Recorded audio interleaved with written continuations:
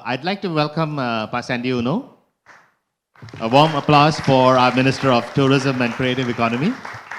Because the main topic for the morning session today, after the opening by Pagita and Ibu Shinta, is talking about the creative economy and tourism for two reasons. Because post-pandemic, we've seen that one of the strong emerging sectors that has come through with a strong potential for Indonesia specifically is the creative economy sector and tourism. And I think, Pa Sandy, you've done a wonderful job with how you have brought together the tourism sector post-pandemic. A big applause for that, Pa Sandy. Pa Sandy has consented to spend some time with us here. And thank you, Pagita and Pa Shinta, to stay as long as you're able to. Ibu Shinta and Pagita, yeah. Thank you for being able to stay as long as you're able to in this session. But I think Pa Sandy would like to share with us some of his thoughts and ideas related to how he sees the creative economy and the tourism sector progressing. And we would like to listen from Pa Sandy. Pagita has to catch a flight to Singapore. Yes. Thank you for... Thank you, Pagita, for your time here. Yeah. So, Pa Sandy, before we start with your presentation, I believe you have a presentation to share? Very short one, yes. Okay. Before that, I'd like to first thank you for being our longest supporter for the Indonesia Economic Forum. I remember when we were in year 4, Pa Sandy came and told me, and he said, Sachin and Shoaib at that time, as we were there, you come to year 4, and that's a big success. And Pa, today we are in year 10. So this is the 10th year of the Indonesia Economic Forum. You've been there as a speaker every year. Thank you very much. And without much further ado, over to Pa Sandy. Thank you, Pak Sachin. Bismillahirrahmanirrahim. Assalamualaikum warahmatullahi wabarakatuh. Good morning to you all. And as in many life cycles, when you pass the 7th year, like when you're married to someone or you're in love with someone, the 7th year is the test of time. If you can pass the 7th year, you would go into the 14th year and then into the, hopefully, the next 7-year cycle. So congratulations to the Indonesia Economic Forum. And congratulations to Pak Sachin, Pak Umar, Ibu Shinta, and also a lot of very familiar faces here.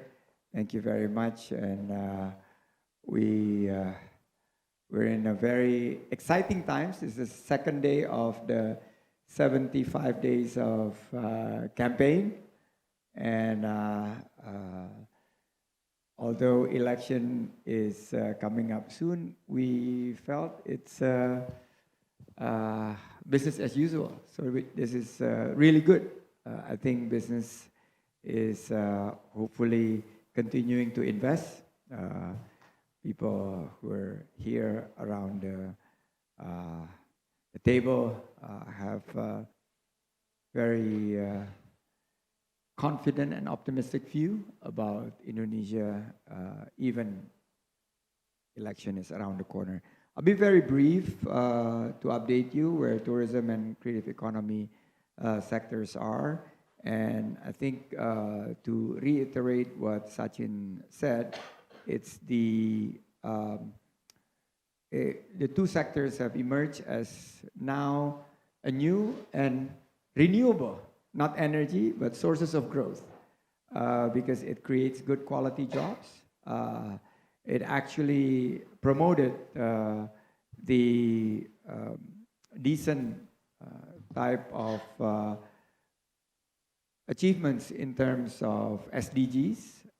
And so far, we have about close to 23 million of jobs created by the tourism sectors and the similar numbers on the creative economy side. So these two sectors combine 46 million quality jobs, and this number of foreign arrivals are out of date. How come it is on my deck? I don't even know. But this year we will close at 11 million foreign tourist arrival, breaking even our most optimistic estimates. And when I was running the private sectors, I give guidance to investors in terms of where they would see our financials by the end of the year. And if we have a robust year, I would do one upward revisions of our guidance, typically around mid part of the year. But this time I revised it upward twice because of the strong, robust comeback in the sectors, because I need to prep the industry to put more money because we see the tourism foreign exchange value have increased. Contributions to GDP is nearing 4% to the traditional numbers. And the movement of domestic tourists is close to 1 billion trips. So this is a remarkable number. But more remarkable number is on the creative economy side, because I mentioned about the number of jobs. It's close to 24 million. But the value added to our GDP is at close to 13 trillion rupiah, close to 8% of our GDP, which makes Indonesia's third largest in the world, third highest in the world after the US and South Korea in terms of contributions of creative economy to our GDP. So if the US have Hollywood, Korea have Korean dramas, we have horror movies. Very scary, our horror movies. So if US have jazz, Korea have K-pop, we have dangdut. Dangdut is now the music chosen to be the stretching session music for Korean volleyball professional league. So it's and the export number is close to 27 billion. We are very confident that this number will continue to improve, and within 5 to 10 years we will overtake Korea in terms of contributions of creative economy to the GDP. Why? Because of the next slide. Because of the strength of digital economy. And digital economy have propelled the numbers of creative economy into the digitalizations and the number of startups. We are number 5 in the startup ecosystems. And I think this is going to be continuing to be the largest market in Southeast Asia, and also following India and China, we're going to be the third largest in Asia. So creative economy sectors has a unique potentials to contribute positively to sustainable economic growth, because the traditional sectors are culinary, fashion, and crafts are now being supplemented by games, music, film, animations, and my director in charge of music, film, and animation is here, Pa Amin. So his PhD is in music. And his thesis is music is politics. So when you want into politics here in Indonesia, you have to understand music. That's why I'm not so good in politics. Otherwise, I won't be here. I will be campaigning. But anyway. Innovations, job creations, value additions, and environmental preservations would be this is actually, I think, not Taoism, but tourism. Maybe it's a tribute to our Japanese friends, Taoism. Well, some people make mistake, and this is millennials. They prepare the decks. So sorry for the typo. Why is the Taoism and creative economy is opportunity for new and renewable economy? Is this particular 4 pillars, and I think sustainable tourism is the only way to go. And we seeing the SDGs are being taken care by our investments in tourism and creative economy. We look at sustainable tourism management, sustainable social and economic environment, sustainable cultural continuity, and sustainable environmental sustainability. So this is all the 4 pillars. We call it the green tourism. Nothing to do with the color of my new party, but it's a way to go, green economy and green tourism. IP would be the next pillar, intellectual property. And we just launched Government Decree number 24 last year to allow financial institutions to use IP as collateral to advance credit. So we are moving higher in the global IP market, and we believe this is the next phase to add to our creative economic strength. Next is our collaborations with World Intellectual Property organizations. We believe that WIPO identified Indonesia because Indonesia's focus on strengthening our IP ecosystem. Next is achieving net zero. We are bold in saying that 2035 we will cut tourism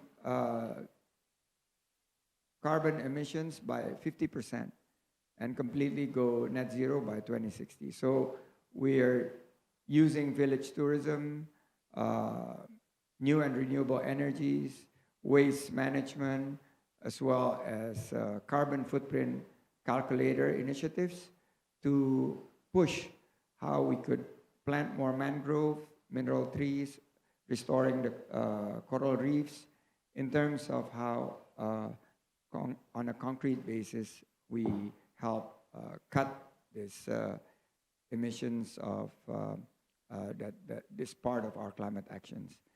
Last but not least, we also have collaborations on digital space.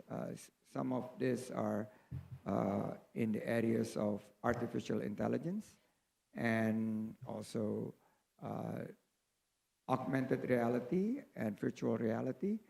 And we help Garuda because Garuda needs some help by bringing in foreign IPs also to inspire.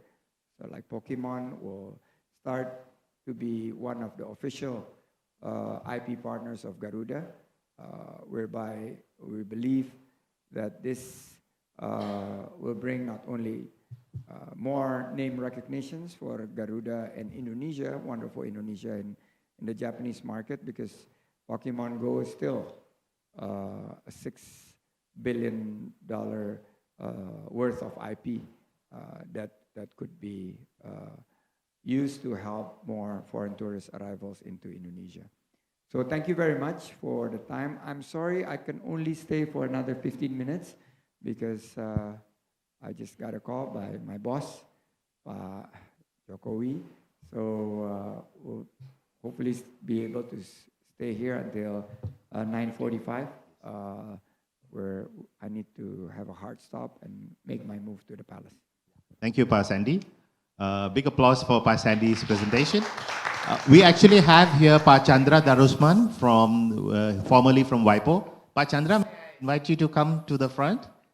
Oh, we have a Indonesia legend, Kang Chandra, Wilujeng Enjing. Not only we have Gita Wiryawan, we also have Pak Chandra Darusman. Yes. This is from Sunda Empire. Yes. Okay. So today morning, actually, we have a lot of stakeholders from the creative economy sector. And maybe I'd like to pose the first question to you, Pa, is I think the program and the design is very important because now there is a framework of how we can all participate. But what's your views or your advice to the companies that are actually going to be implementing or being participating in some of these programs? Because we have a starting point problem of human resources are not ready yet to be able to partake in the programs that have been outlined.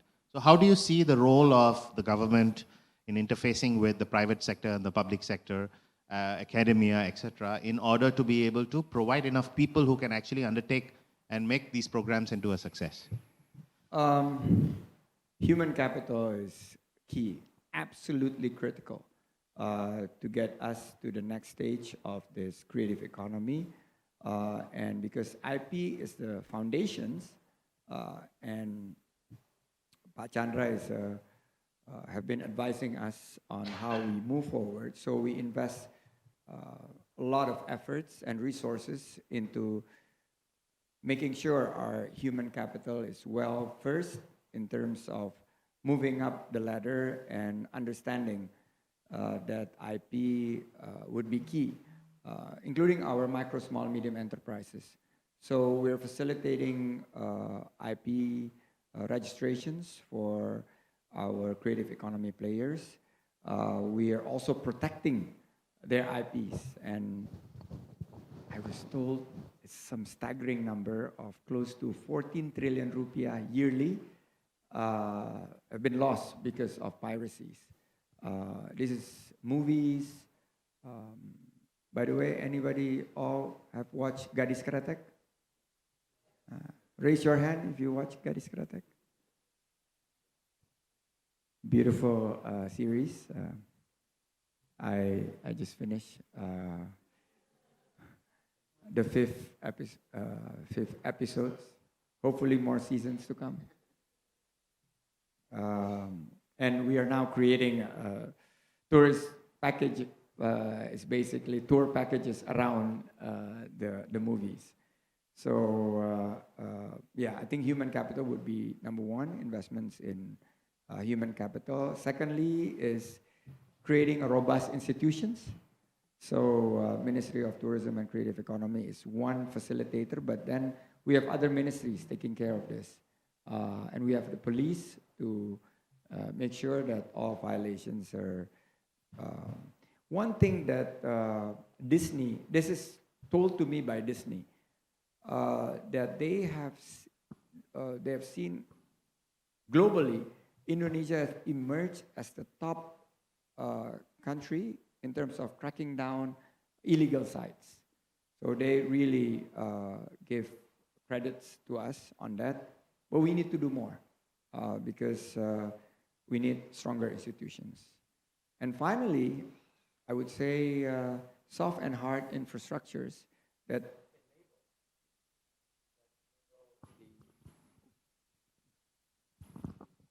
enable us to provide ecosystem for the creative economy players. And I think Pak Chandra will be in a much better positions to elaborate how we could create a much better ecosystem. So we do work with WIPO, we do work with other organizations, including communities of creative economy players to make sure our IP continue to improve. In fact, once you leave, we have a roundtables discussion, and we would be actually taking up each one of these topics one by one to see how we can all play a role in it. Sandy, we just completed the Indo Fringe Festival. Yeah, for 10 days in November, we did a showcase. And the particular success story of Indo Fringe was the program that we ran in the schools. So we did a 30-day training program for 11 people in each school, who are all students, guided by a teacher.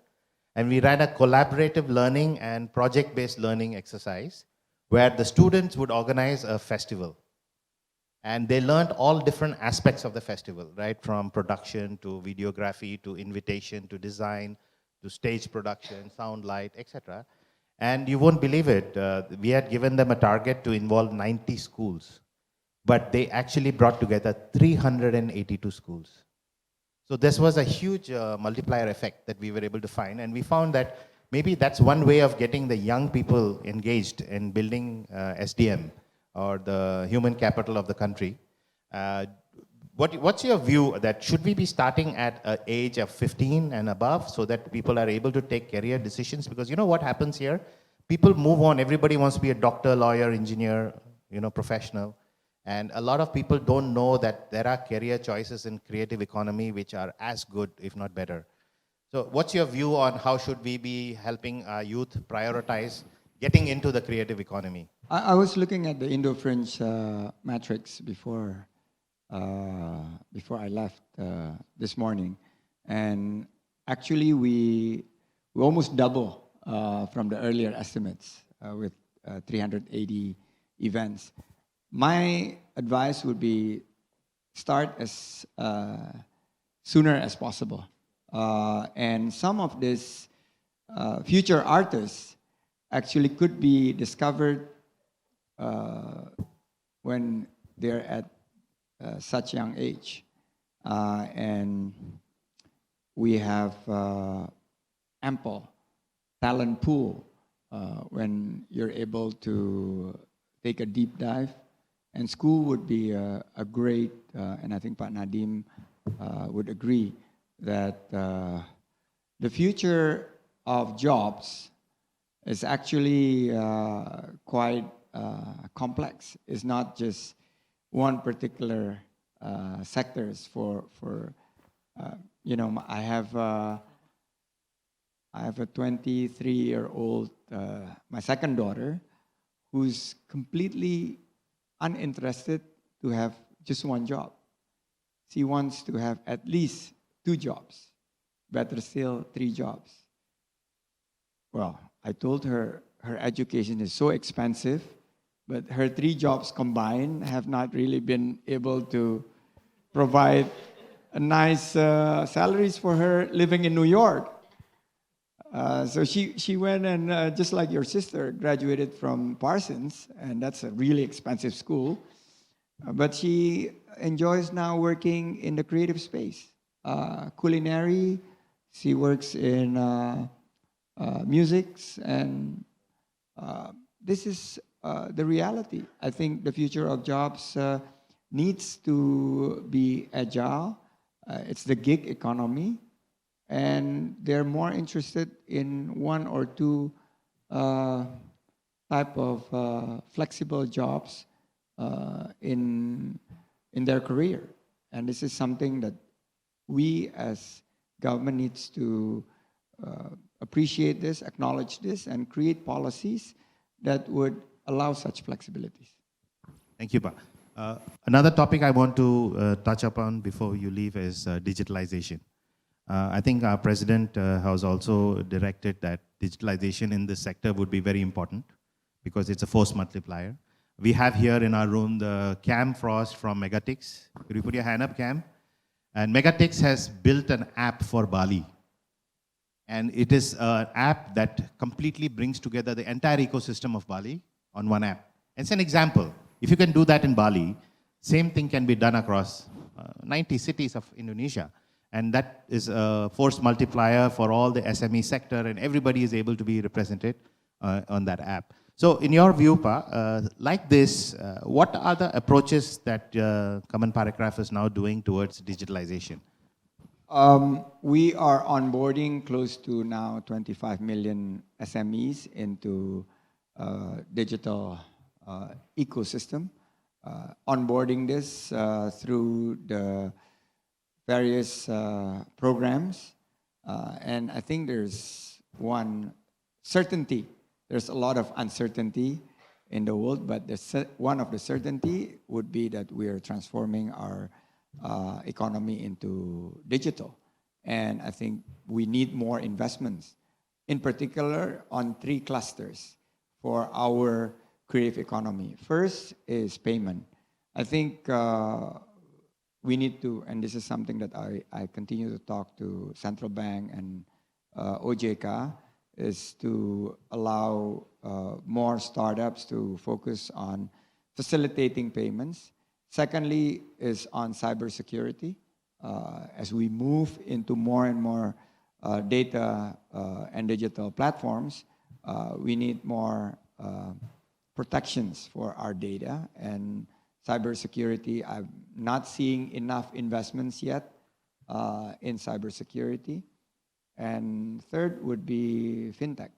And this is something that the banking giants are really moving fast into this, but not fast enough, because based on our survey, there are still 46% of our micro, small, medium enterprises within the tourism and creative economy sectors have not been able to access the funding that they need.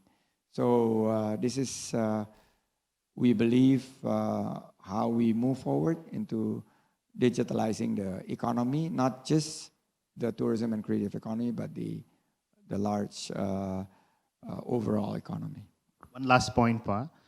We have Pa Umar Hadi here today. He's from Kemlu, the Ministry of Foreign Affairs. One of the reasons he's here is he's going to lead a discussion later on about the power of collaborating with other countries in the world. One of the tourism definitely is involved in that. We're looking at now how to involve them in creative economy side of it, in performance, performing arts, fine arts, etc. 35 countries, ambassadors, we already started working with them. What are your views on how should we proceed with creating more global collaboration between the creative economy here and with, let's say, the countries which have influence? What's your view on a direction that probably can be taken in 2024? Pa Umar would be a great resource because he has huge experience in how Korea built the ecosystems on creative economy. And I think we need to broaden our global outreach and discussions, not just with the two countries that I mentioned, the US and Korea, but also to the powerhouse of China and India. India have emerged as a very strong collaborator within the tourism and creative economy space. Within a short period of time, without any direct flights from India, India is now the second largest foreign tourist into Bali. Excellency, from 1st December, which is like in a couple of days, we're going to have Vistara and Indigo flying direct into Denpasar. So yes, Pa Umar have a tough job ahead of himself, but I think he's well equipped. I think the government across the ministries and agencies were very, very, now Pa Jokowi is spending more time globally. I think we are, he's making a lot of international trips, and I think this is making a huge, with our G20 presidency last year and ASEAN chairmanship this year, we have catapulted our positions globally, not just in tourism and creative economy, but a whole series of other engagements. Thank you very much, Pa Sandy, and I think we've just run out of time. A big round of applause for Sandy, Pa Sandy, to spend time here. We will continue this discussion after a short bio break. So let's take a 5 to 10 minute bio break, get some coffee, and we'll continue back here in the room. We have a lot of interesting topics. We have a presentation from Populix as well to talk more specifically about the creative economy sector. Thank you very much. See you in 10 minutes.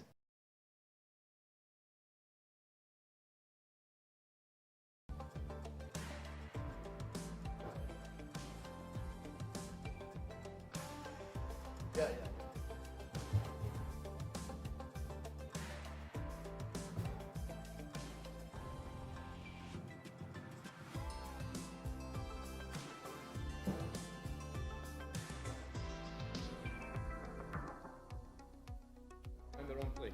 Sorry, man.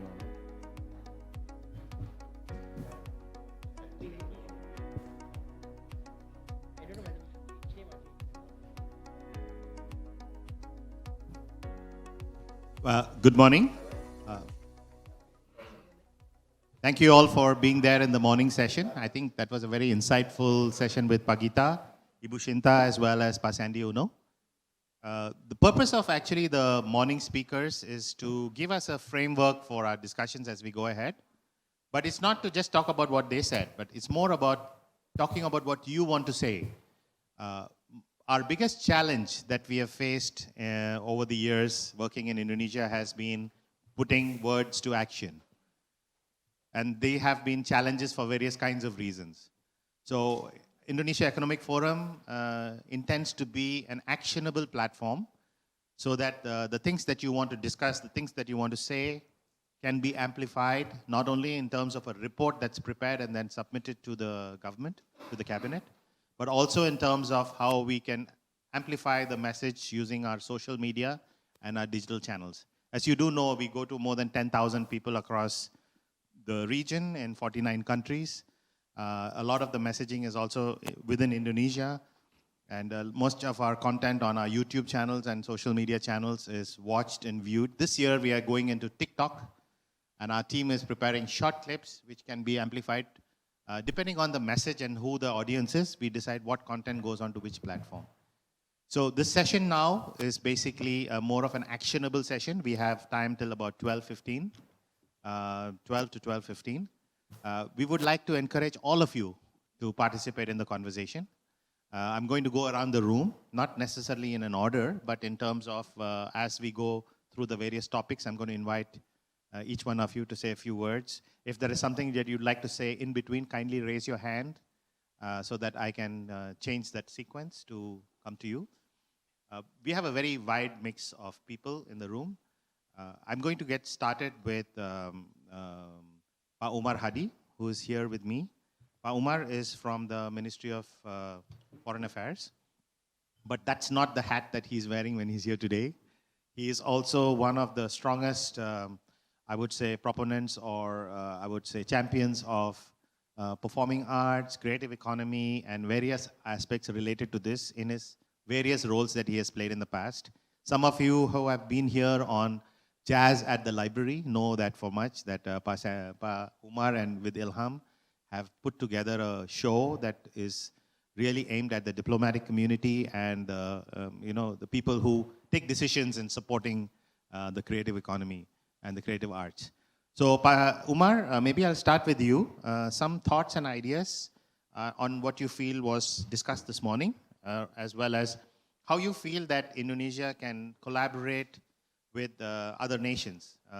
Diplomatic, bilateral relationships that Indonesia has can be put to much better use if we find a way to connect with them and engage with these countries on an ongoing basis and not just one-off projects. So any views on that, Pa Umar? Well, thank you very much, Pa Sachin. Good morning to everybody. As a trained diplomat, I'm not used to an impromptu question because we have to do our research first. But as a trained artist, I can always, wing it and improvise. I think before we go into collaborations with other countries, there are three main challenges I think that we need to discuss when it comes to promoting creative economy, including in the digital space, right? Number one is the discussion around freedom of expression. This is something that I believe in Indonesia and in many other countries, as community, we really need to come to terms with how far, how little freedom of expressions protected by the Constitution and the application of it. And that includes law enforcement and so on and so forth. I learned when I was in South Korea that actually when they had their political reform back in the late 80s, one of the first things they did in the early 90s was to really provide almost total freedom of expression to their people.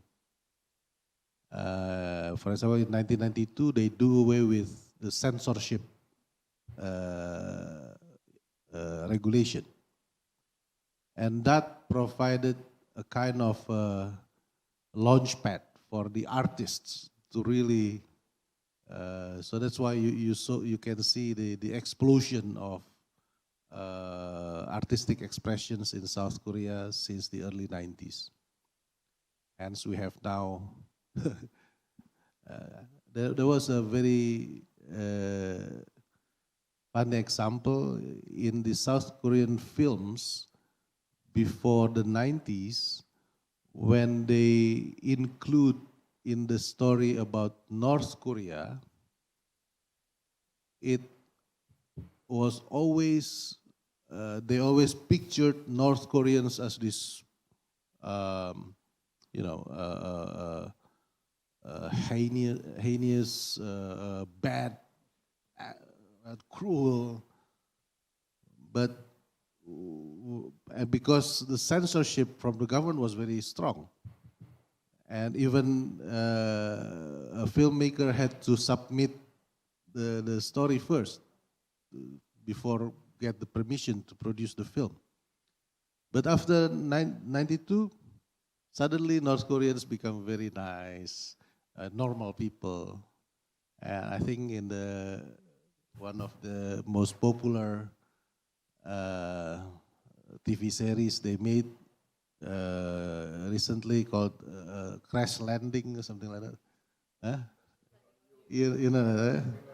So the good guy was the North Korean soldier. So that's just how freedom of expression can really influence creativity of the talents. Now I know in Indonesia, and I want to hear and listen the experience in India. The debate on censorship is still alive. I was a member of a film censor body back in the 90s, and I know how it worked, and I think it doesn't change that much until now.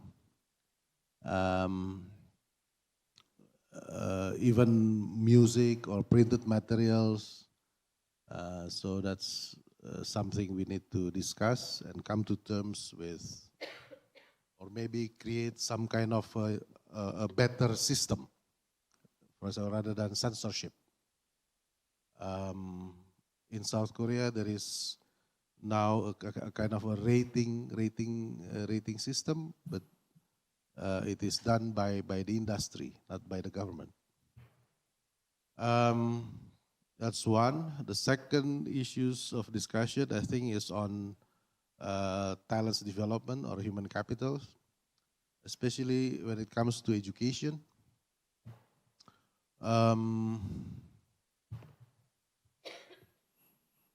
Most of the times, at least in Indonesia, when we talk about education for creative economy, creative industry, is more about the main actors. In the art schools, you train the performers.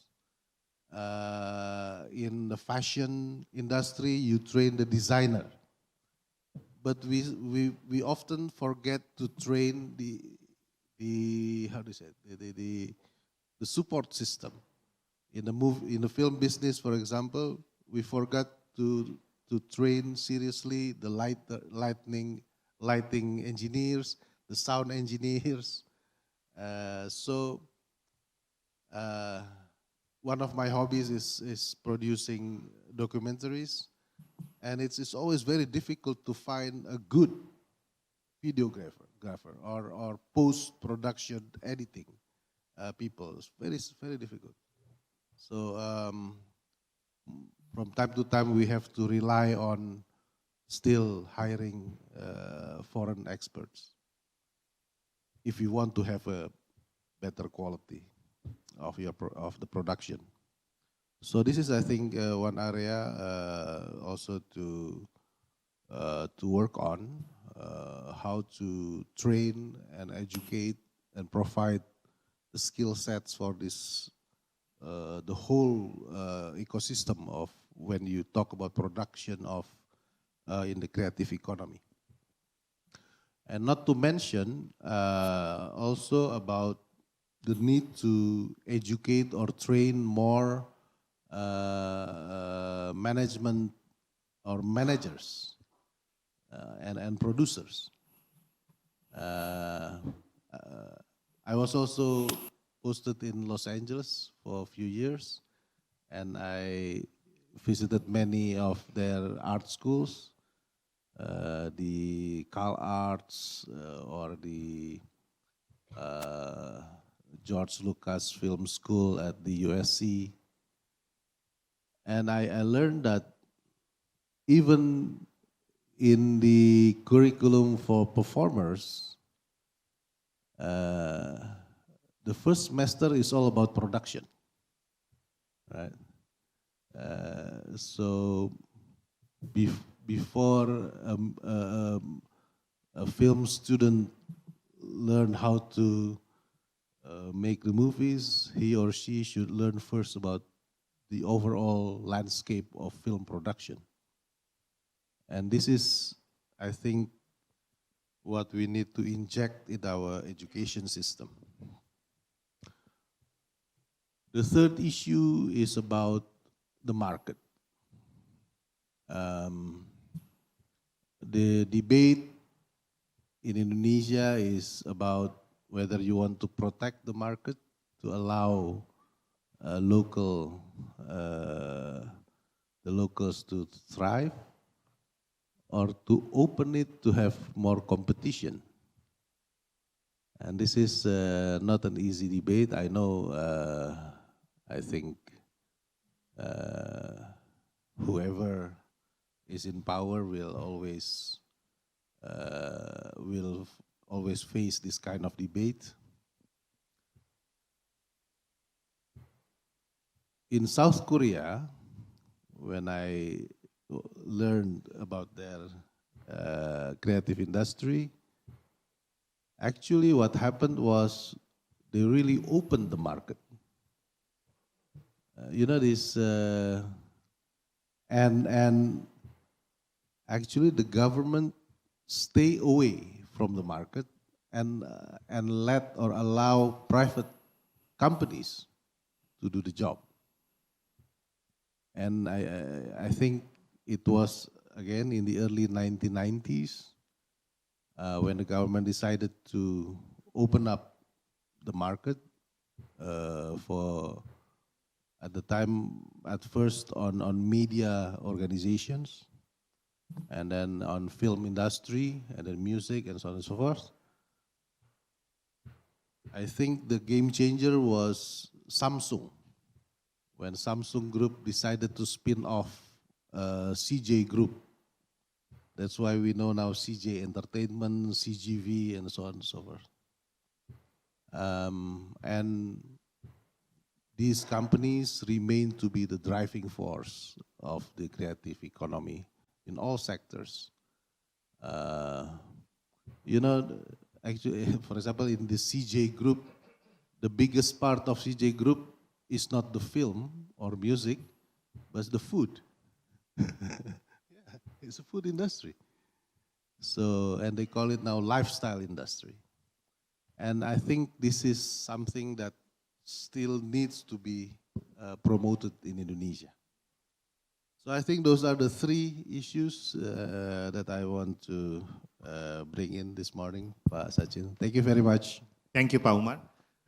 In fact, we have a good example of many of these topics represented in the speakers who are here today. We're going to go around the room and hear from them as well. Timothy, you had some stats and some data to share. Just a quick introduction, Populix, and Dr. Timothy Astandu is the CEO. Could we have the Populix presentation on screen? Timothy here is partnering with Indonesia Economic Forum so that we can share some data and insights. Populix is a new company that is into data and insights. We felt that it would be a great way for us to get a hold on the numbers, and that would be another point to fuel the conversation for today. So we'll listen to a few people and then we'll get the discussion going. Over to you, Timothy. Yes. Thank you so much, Pak Sachin. Thank you for the invitation. It is great to be here this morning to meet everyone, all the esteemed speakers, to Pak Umar and Pak Chandra juga. Good morning, and the rest of the audience. As Pak Sachin mentioned, my name is Timothy from Populix. These few slides, I have 3 slides here, were actually taken from a survey that we launched in December 2022 on tourism and people's year-end vacation plans. So as we emerged from the COVID pandemic, we wanted to see the rebound in tourism, and I will share some stats. And like you said, hopefully this will be some food for thought for the rest of us and a conversation starter as well. So yeah, this is just Populix. So what was interesting in this report, and I'm just summing up or taking a few bits and pieces that we found very, very interesting, was that even locally, and this is among young Indonesians, the demand for domestic travel was really, really strong. People actually want to travel domestically. So this morning we heard a lot about foreign tourism, but actually domestically we also have a very strong market. Interesting as well, Indonesia is an archipelago of 7 islands, but whenever they want to go, the same top key topic that we thought was quite interesting beyond Bali, maybe now beyond Labuan Bajo. How do we get people to explore other beautiful places like Toraja, like Sumatra, like Papua? These are very interesting places, and I've been to most of these places. If I may say, they're on par or even better than some of the more famous destinations in Indonesia. And I think what's interesting also, and I want to point this as the second topic, is that the way people now book their vacations have completely changed compared to, let's say, the previous decades, right? So young people nowadays, the length of time it takes them to book a trip is now getting shorter and shorter. So weekend getaways, city getaways, these are becoming spontaneous purchases. And so this is very interesting. Like most of the trips, almost all of the trips that they plan are under 6 months from the actual date of travel. And I think this makes us or triggers us to think, if we're in the tourism and creative economy sectors, how do we cater to this changing consumer behaviors? And I think in terms of transportation, accommodation, booking methods, etc., it's already quite obvious that you have to have a strong presence online. Gone are the days in Pulau Gadung or somewhere you buy it doesn't happen. And it's a must for all players in the hotel industry, in the culinary industry. You have to have a presence online. Topic, which is we found many things, but two are strongly interlinked online. The way to know where to go online now. Like literally, based in Indonesia, first by hearing about the place from their friends or family. Then they would go to Instagram and they would look, oh, is this place beautiful or not? Is this worth the cost of going there? And finally, they would go to YouTube, find a YouTuber who's been there, and look at how they went there, booking flights, hotels, what are the destinations that they need to go. So I think that's the IEF, and hopefully it will be interesting discussions. Thank you so much, Pak. So as you can see, we've got 3 topics from Pa Umar, which is freedom of expression. Number 2 is talent and self, and the 4th is insights. So Timothy has printed how Populix is in the business of creating insights. And a lot of times we take a lot of decisions in Indonesia based on feel, network, people we know. We don't really rely on insights. And I think we should as we go forward. So that's another topic of, as you present some of the other topics, do think about using insights. There is one.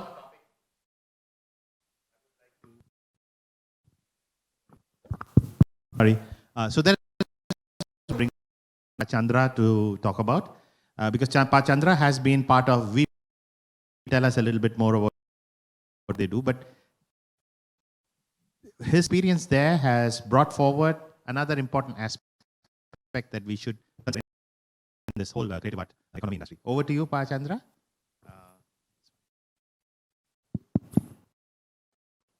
This. Okay, good morning, Pak Umar, for inviting me today. Ladies and gentlemen, I follow the tours of Pak Gita dan Ibu Shinta. And I use the term inconvenient truth, a term coined by Al Gore, Mr. Al Gore, Vice President of the US. Before that, WIPO, let me give you a few words about WIPO, specialized agency, UN family, United Nations family, specialized in the promoting intellectual property. WIPO can assist developing countries in improving the system of intellectual property. So I had the opportunity to work for WIPO for 18 years. And during the 18 years, I must share with you, I have had the luxury in observing why nations climb the ladder with intellectual property. Obvious example was China and Vietnam. When I entered WIPO in those low rank in patent grant and patents. One of 50 countries, the ranking. Now, China is the most patent application country in the world. Why did this happen? China was ready to boost their economy when they opened up the market economy, when they were ready with millions of engineers. They were ready. Now, compare it to Indonesia, where the most sought faculty in the university is social sciences, not STEM, not science, not mathematics. So that's why we have a lot of lawyers, politicians in Indonesia, no? My point is that in WIPO, there's the term that we use is innovation and creativity. Innovations relates to technology. Creativity relates to arts and all the branches of arts. So the inconvenient truth is I wanted to share with you is that as we all know that the manufacturing sector in Indonesia is percentage going down. This is an illustration that the country is not yet ready to boost industrialization because Indonesia does not have the technology, enough technology. That's why the manufacturing sector, which is heavy on technology, is going down. That is an inconvenient truth. Now, if you notice the figures of Pak Sandi, that Indonesia has the value of in this creative industry third in the world, I think it's not rocket science to say that Indonesia has a better chance to boost its creative sector as compared to the technology sector. Indonesia is running out of time. And to catch high order. If you see the figures of in ASEAN, Indonesia allocates only 0.2% of GDP. Philippines, less than that. But Vietnam is twice in terms of percentage of GDP for research. Twice Vietnam. Malaysia is twice Thailand. And this is obviously of GDP. Now, if you see from that small percentage for technology to research, it's very low. How? It's like you have a race, I'm using bicycle, and Pa Omar is using a car, right? How many of you? I will lag behind. He will accelerate. Okay. Now, entering to the topic that today's, I think, main. Yes, digital economy can work, but the digital economy does not work in a vacuum. It needs several pillars: legislation, administration, business model, awareness, and of course, enforcement. Now, let me think about. Just yesterday, with at the the age limit of vice president, no. But I tried to convince the panel of judges, which was the whole team of the Institutional Court, to convince them that there's an article in the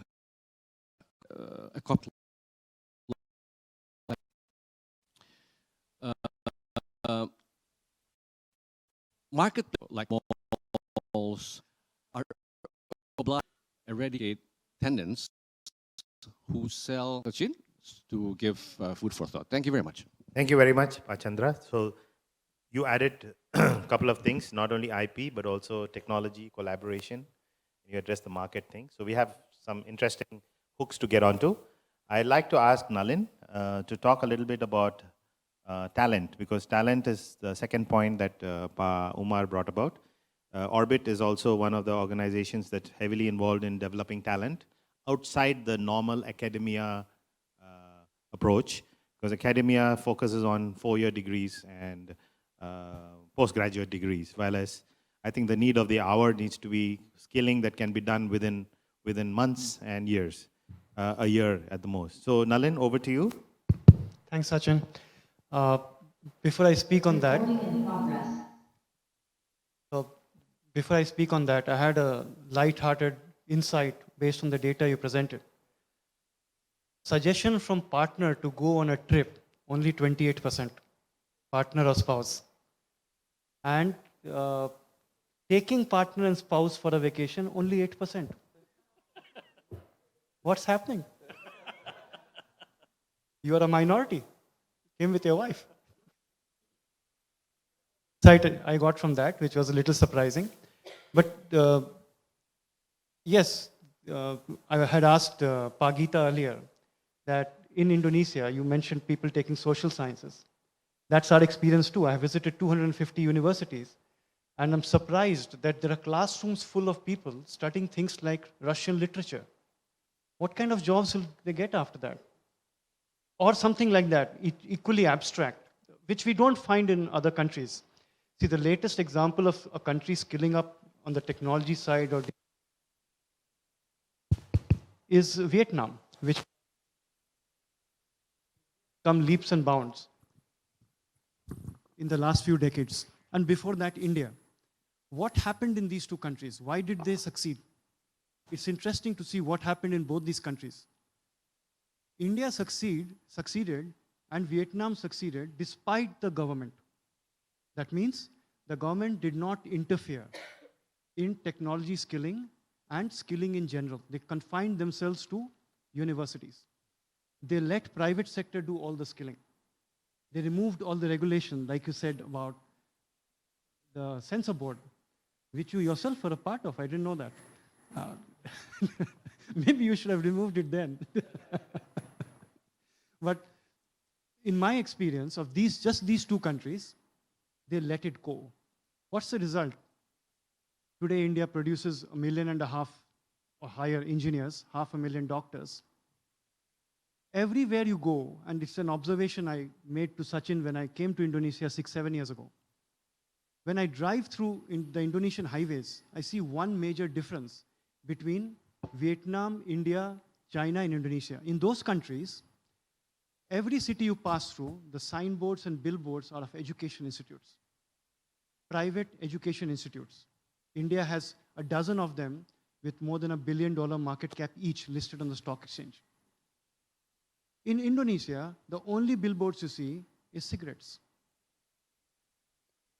Those are the only billboards you see. You don't see, even now you see some political ones, but you don't see business billboards. You only see cigarettes. You don't see education institutes billboards. My view is that they should deregulate. They should let people study what they want to study.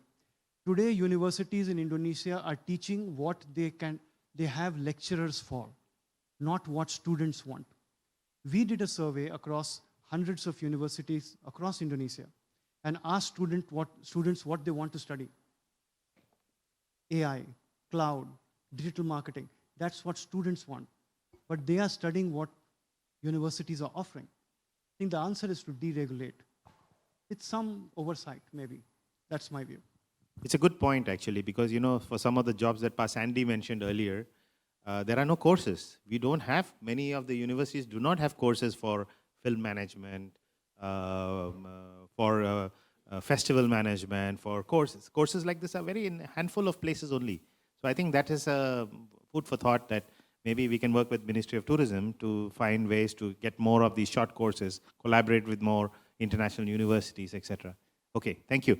So I'm going to move on, actually. We have a few other examples here of projects which deal with these 7 different topics. I'll repeat the topics again. There is freedom of expression, the market by itself, insights, intellectual property, technology, and collaboration. So we'd like to hear a little bit from some of the projects that are in the room who are implementing a lot of interesting initiatives in 2024 and going forward, and try and put in context how they are addressing these various 7 different topics. So Cam, may I ask you, Cam, to talk a little bit about the Bali app. So just to give an introduction, Megatix Indonesia is a company that's been set up to digitalize the sector by offering many solutions like ticketing, online ticketing, etc. But more than that, they have been seen as ecosystem builders. And Cam here, Cameron Frost, has been working very hard to set up an example of a Bali app. And since all of you have been on holiday to Bali, I'm sure you'll relate with it. It's to give us a case study. The idea is to have a case study of how a digital technology platform is helping to connect the ecosystem. So over to you, Cam. Yeah, thank you very much. We've had some great speakers today, but I'm going to be reading a little bit just to make sure I get it all right.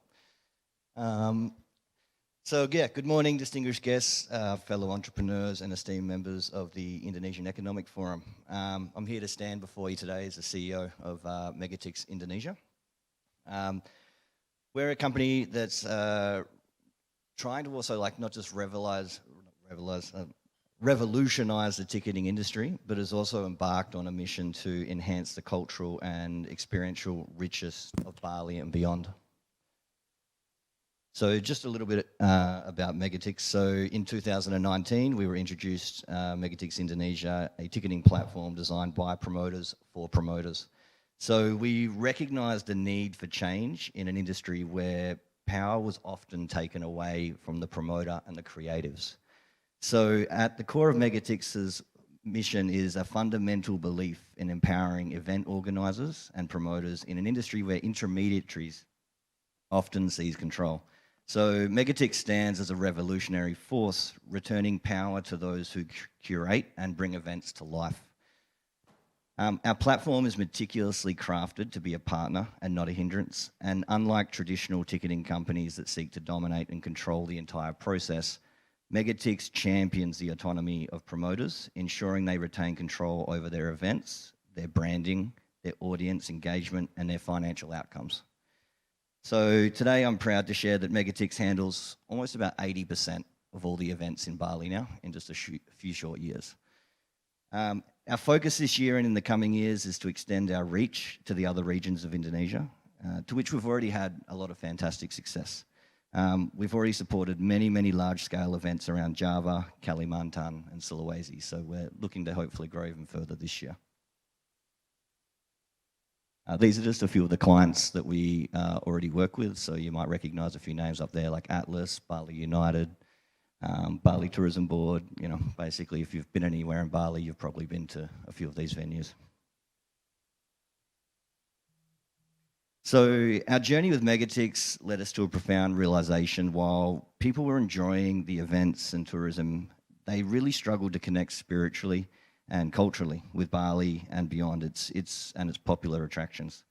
This insight gave birth to the Bali app, a digital platform designed to enrich the experience of visitors. So we've been working on this for quite a while behind the scenes, but we actually only just launched 4 weeks ago. The Bali app has already achieved around 30,000 downloads in its first month, and we're only just getting started. It even achieved, for a brief moment there, on the top 200 travel apps in the world. Where are we? And this is without using actually any marketing material at all. We haven't even started on our social media.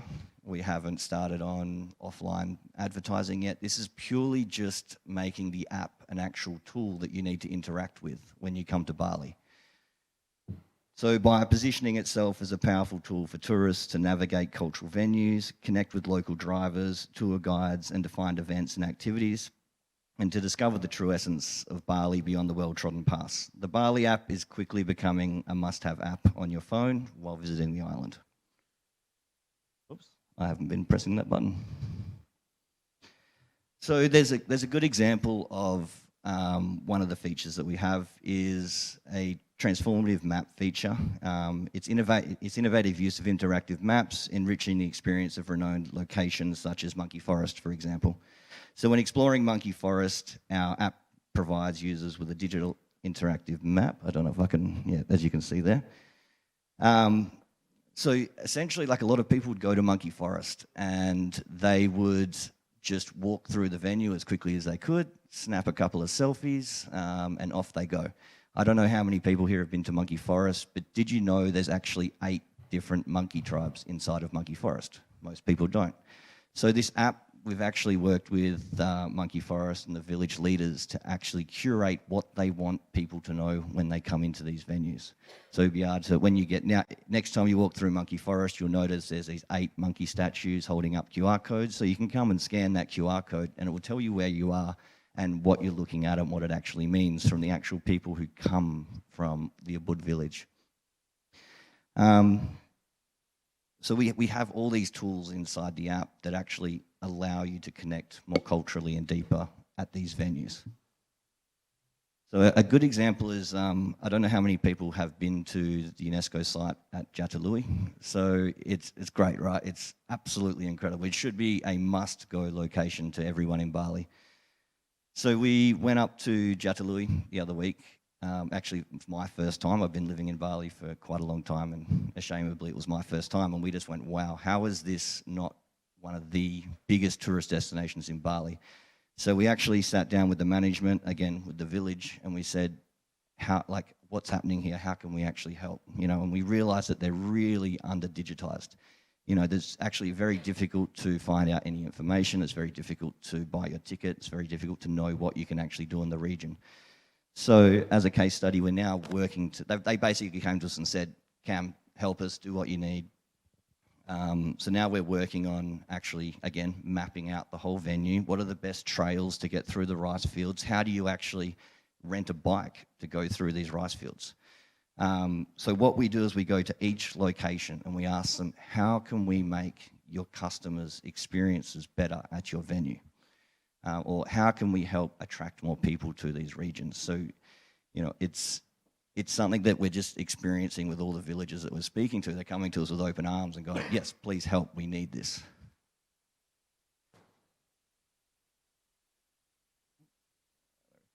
So, while popular travel sites are invaluable, we believe that actually people are yearning for a more deeper, more region-specific experience. So the Bali app is the answer to this. Supporting and understanding, Bali on a level that transcends conventional tourism. Our goal is to expand that concept into other regions. So Bali is our first trial. We've already had interest from other areas and other countries that have seen this already and want to get involved. So as we launch the Bali app, we're convinced it'll redefine the way people travel on a more localized way. Although we're in the early stages, the overwhelming response in just a few weeks speaks volumes. The Bali app's more than a guide, it's a transformative tool, and we believe this app will fundamentally change how people engage with destinations. So, yeah. In conclusion, Megatix Indonesia and the Bali app are not just business ventures. They're a testament to our commitment to empower, connect, and uplift. We honestly believe in the transformative power of experiences and the positive impact they can have on communities. So yeah, thank you for your time. If there's any questions, let me know. That was outstanding. Thank you. So, what I learned from working with Cam, and when I first heard about the Bali app was, I was surprised at the way they looked at developing a technology. This is a true collaboration with the local people. The words he said about, we wanted them to know what is it that they want people to know about their place. So the narrative is not driven by the technology company. It's driven by collaborating with the locals. And that's very important because then you bring the locals into the picture, right? They become stakeholders because they are telling their story of what they want outside people to know about them. The second thing is the unique application of technology is wonderful. I mean, you're trying to make a user experience, not just making an app. Because I know, I think all of us have traveled to a lot of places in the last 3 years, and we've always opened some app or the other, right? There's Agoda, there is TripAdvisor, etc. But it's the same experience. So at some point of time, you have no preference because it's the same. I go Google also, I get the same information. It doesn't really matter. Booking.com gives you the same information. It doesn't really matter. But if a specialized app looks at an experience so that you are getting a better holiday or experience while you're in that place, I think that speaks volumes. So, hats off to you at Megatix. The reason why I wanted Cam to present it is because I think this is a way forward. It's a disruptor to what's normally happening around us. This is not what you see on Traveloka or some of the other multi-billion-dollar technologies companies. But he's grown organically and he's working his way up in building a footprint across the country. And I think, something that you collaborate with Common Paragraph would be very good. I think Sandy has asked that we will have a separate meeting to talk about the Bali app, etc. So I'm going to move on from Cam. If anybody has any questions to him, you can ask a quick question if you like. But I'm going to otherwise move on. I want to actually ask Gilang to talk a little bit about his project. Gilang is representing the Komodo project. The Komodo project is, I won't say it, I'm going to ask him to explain what it is. But I see that as a strong revival of a lot of forgotten things about the world of music and culture that we know about. And as we see ourselves modernizing, we see more influence of TikTok and YouTube and Instagram and Facebook. We tend to forget our roots and we tend to forget a lot of value that is there in our cultural heritage. So in that sense, Gilang is working on a project which has already started, but in 2024, he's collaborating with many people in the room here. I think it's very important that we have a short introduction to what is the Komodo project and the things that Gilang wants to do. Over to you, Gilang. Okay, thank you, Sachin. Omar, thank you, and then Chandra and Amin, because this 4-person is really my back, like really to help to make it everything's happen. This 4-person really. So what I do is concerning about most of the day is concerning about traditional music. Well, if we mention music, your imagination will be like jazz, rock, or those kind of right. But if concerning about what I mean music, if it's mentioned Indonesian music, there's a lot of music going on in most all of region. So we're talking about, with Mr. Amin here and Chandra, there's a law. It's in number 5, and 2017 is about protection of our culture in Indonesia. So probably the traditional music is a part of, has to be protecting of it. But there's a lot of question about how are we going to protect? So, and then some musician, I know, most of it, but the business area, is there a market for traditional music? Might say probably, who listen to the music, traditional music? It's kind of sad a little bit, but there's a big giant opportunity on the business actually. We could mention on all over Indonesia, we might have like, I would say probably, I would say the number of musicians is probably like 30,000 musicians all over Indonesia.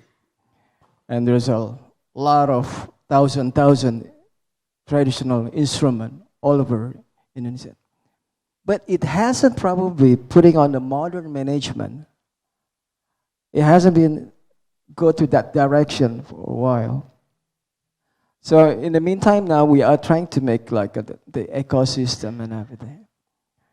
And it's not like, you know, we're gonna make like a martabak, you know, the next day it's gonna happen. It's gonna be like really taking time for this thing. But considering about the digital now, it's very interesting. Concerning about music, I might ask you all, in this time, are we listening to music or we see music? The subject. Are we listening or we see? Now in this day, probably, I said, no, we're not listening, we see. Because of a handphone. There's a bunch of kids probably, they want to see first, not listening. So that's a different area between my area during 1980, and then we listen. Now kids is more seeing first. So sometimes it's like probably making a great video, probably making a great video on the video clips, on those kind of thing, on the traditional music. And probably the things that we have to do is collaboration.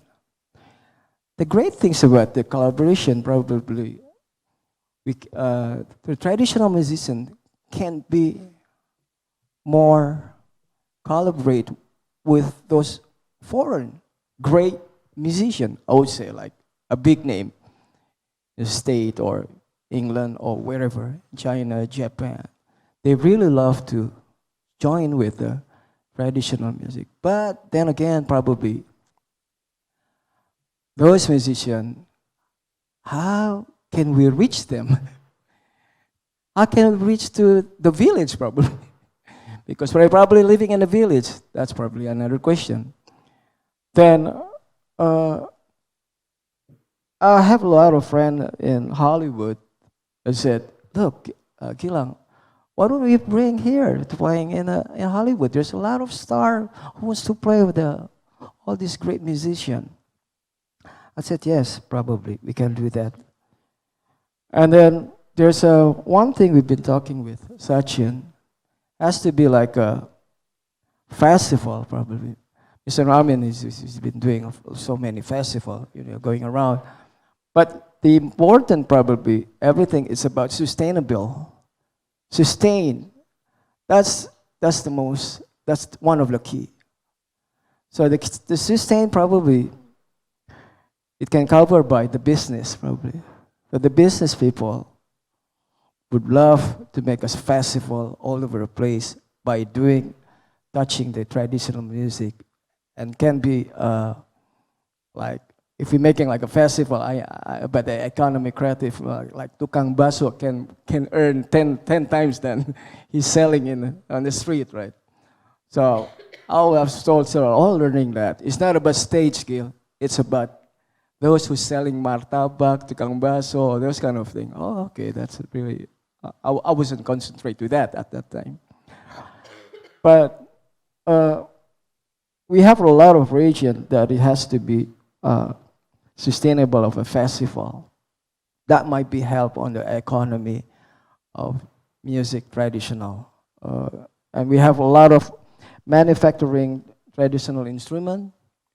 We've been talking with Mr. Chandra, because Chandra is also helping on the, maybe about the portal that we just open up how to sell instrument.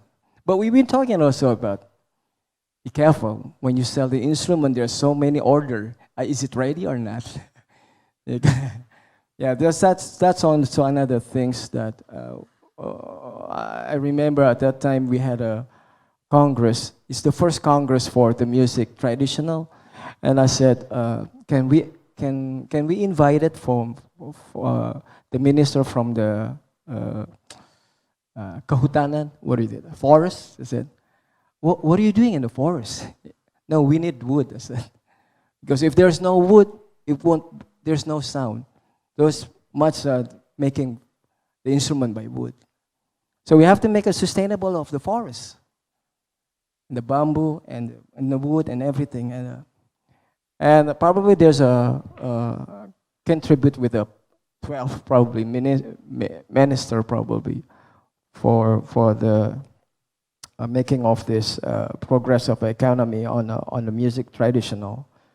And then we had about a week ago in Indonesia, it had just released that I've been learning also with Chandra. So it's a, what do you call, maybe Chandra can be more explained about Lembaga Management Collective. It's collective for the royalty for the music, traditional music. And then at that time also, there's a lot of people, hey, do they turn on the traditional music in the mall or in the restaurant or not? Not yet, probably. But considering of the law number 5 to 2017 that it has to be protected in Indonesia, so we're going to make the economy.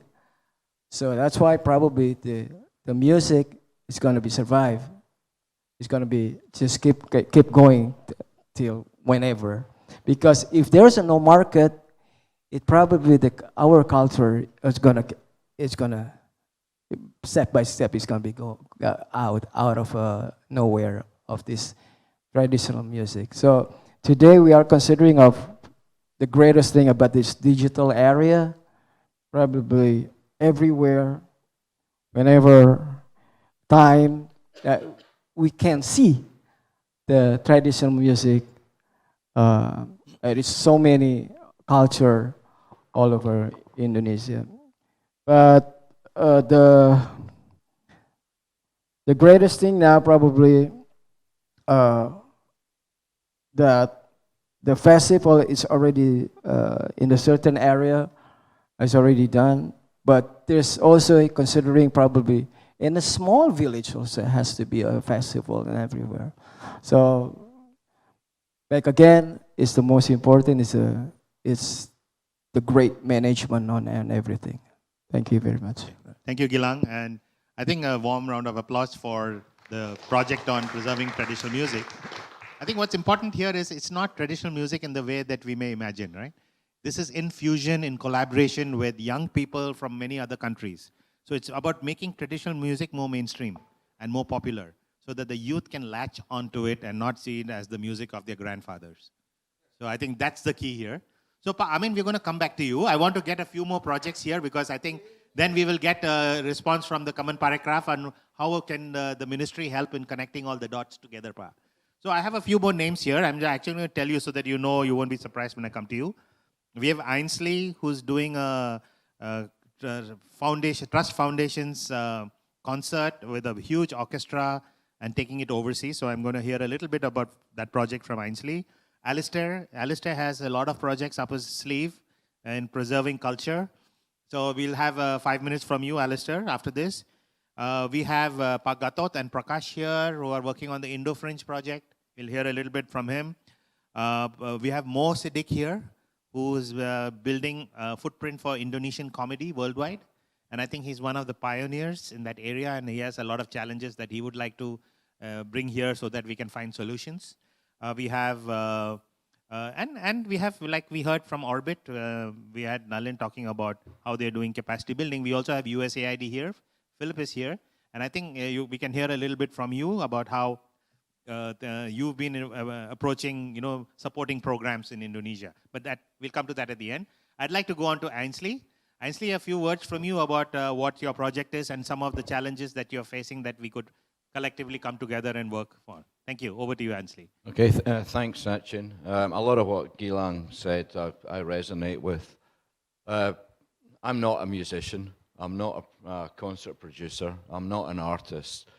About 2 years ago, I was approached by the Trinity Youth Symphony Orchestra of Indonesia, which is the only community youth orchestra in the country. And they approached me because they're having trouble finding venues. having trouble selling tickets, having trouble attracting people, young kids to come into symphonic music. So we started to change their identity a little bit, and what we focused on was collaboration with other cultures. The first thing I ever did was actually collaborate with an Indian bagpiper with Indonesian musicians. So we did Scottish music. We filmed a video in Uluwatu. We had over 1 million views within a month. And that was also hopefully to promote Indonesia in a little way. And then after that, they've taken their own initiatives. They've done collaborations with Japanese themes. They've done collaboration. We did a collaboration with a rock theme from the UK. We're now going to take them, 70 musicians to the UK next year. And we're going to take Indonesian theme music to the UK. And we're going to collaborate with some musicians in Scotland, traditional musicians in Scotland. And this will be the first ever Indonesian musical performance on one of the main stages at the Edinburgh Festival. They'll be playing 2 nights there. And the idea is to give young musicians exposure to different types of music, not just one-dimensional, to give them stuff that they're interested in. And what we've seen since we started this is the number of young people coming into the music schools that are attached to the orchestra, I think has tripled. The number of teachers coming into the music schools, or the availability for the teachers, I think has tripled as well. So there's an ecosystem developing around this. And from what I can see is that there are so many opportunities for cross-cultural collaboration, particularly with the younger people. And where people like myself come in is not to drive the musical content, not to drive the themes, but to help the likes of the Trust Orchestra become more sustainable. As I say, when we were starting off, it was difficult to sell tickets. The last concerts we did, we sold 4,000 tickets in 10 minutes. We're completely oversubscribed. They didn't have any sponsors before. Now I get at least 10 corporate sponsors for every concert. The tour to the UK is entirely privately funded. We've got no government support, whether it be from here or from the UK. And the attractiveness is just to open up themes like this for collaboration overseas. And my ambition when I take them to the UK is to do the reverse. We will promote Indonesian theme music in the UK. We will promote collaboration with some leading artists in the UK. And actually, as soon as you mention youth, it's quite easy to get a leading artist. So, I think Alistair will know Julie Fowlis. She's one of the most famous traditional Scottish singers of all time, basically. She's a national treasure. She's going to perform with them. Nicola Benedetti, one of the world's leading violinists, booked out 5 years in advance. She will do something with them. So it's becoming more apparent that the top musicians are willing to collaborate if you can come up with the right theme. And of course, the idea is to expose the international audience to these young Indonesian musicians, to expose collaboration and hopefully bring some of these international artists back to Indonesia and further collaborate with Indonesian musicians.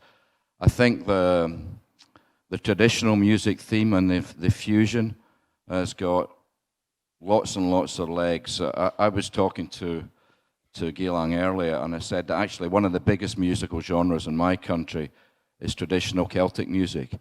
6% of the population speaks the language on a day-to-day basis, but it's massive throughout the country. Bands play in front of tens of thousands. Festivals are huge. So it is possible to take traditional music and turn it around a little bit, infuse it, and bring it to much wider mass appeal. And that's something I think that we should definitely support here in Indonesia. There's so much talent. After the Komodo project, I showed some of the videos to my work colleagues. They hadn't been exposed to any of this music before. They hadn't been exposed to some of these performers.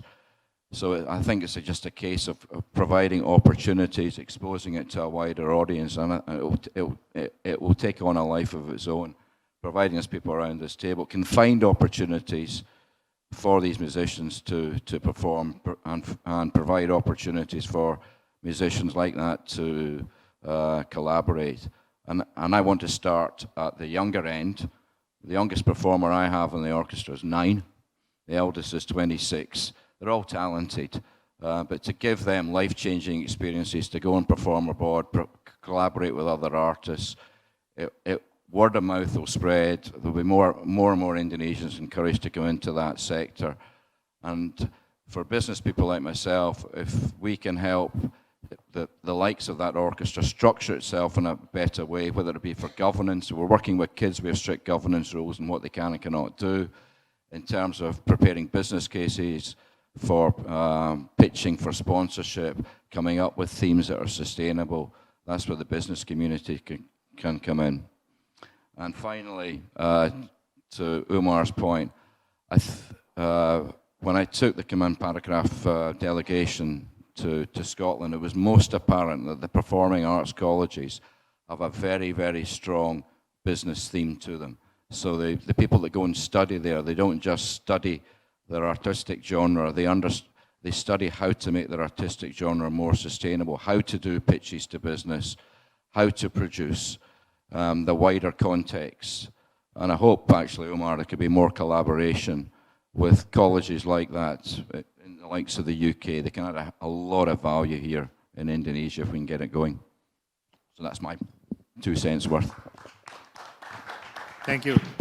Thank you, Ainsley. That's an interesting project that we'll connect you to as we go by over the few, because we are also collaborating with Ainsley. We'll be very happy to share more information about that project around January or in February. I'd like to move on to Mo Siddiq. I don't know how many of you don't know Mo Siddiq. Mo Siddiq is a stand-up, I think Indonesia's original international stand-up comedian. You don't need to stand up more. Let's hear a little bit about some of the efforts Mo is making. It's not just about being a performer on stage, but Mo is actually working with a group of comedians across Indonesia, not only in the English language space, but he's also helping Indonesian comedians. But I think Mo has spent a month in Edinburgh, UK, more than once. He has been, I would say, the representative of Indonesia's stand-up comedy talent. We'd like to hear a little bit about what are you trying to do more as you go forward over the next few years, and how do you see the people in the room here collaborating with you, and maybe especially get some kind of help from the Command Paragraph, the ministry as well, in supporting the initiatives that are being done by you and your group. Over to you, Mo. Thank you very much. That's my picture like 10 years ago. So what I want to talk about in this forum is my experience. Last August, some of Indonesian speaking English comedian, it's very few. We sent to Edinburgh to experience the festival by Kairos, by Indo Fringe, and also Command Paragraph. Thank you for that. And but what I wanna tell you about is the experience, how in 24 days we perform 54 shows. So it's almost 2 or 3 every day. That's something that we don't have in Indonesia. Right now, stand-up comedy in Indonesia is really big. It's really big. We start in 2010. Unlike any other stage performances, we educate our audience to pay. Whenever there's a show, you have to pay. We educate them from 15,000, and right now almost every stand-up comedy shows in Indonesia in Bahasa Indonesia is, you have to buy tickets. The biggest one is by Panji Pragiwaksono last year. It's 5,000 people, 5,000 to 7,000 people. The average ticket is 1 million. It's sold out. So there's a lot of success story for Indonesian stand-up comedian. 100 of them. It's mostly Cinderella story.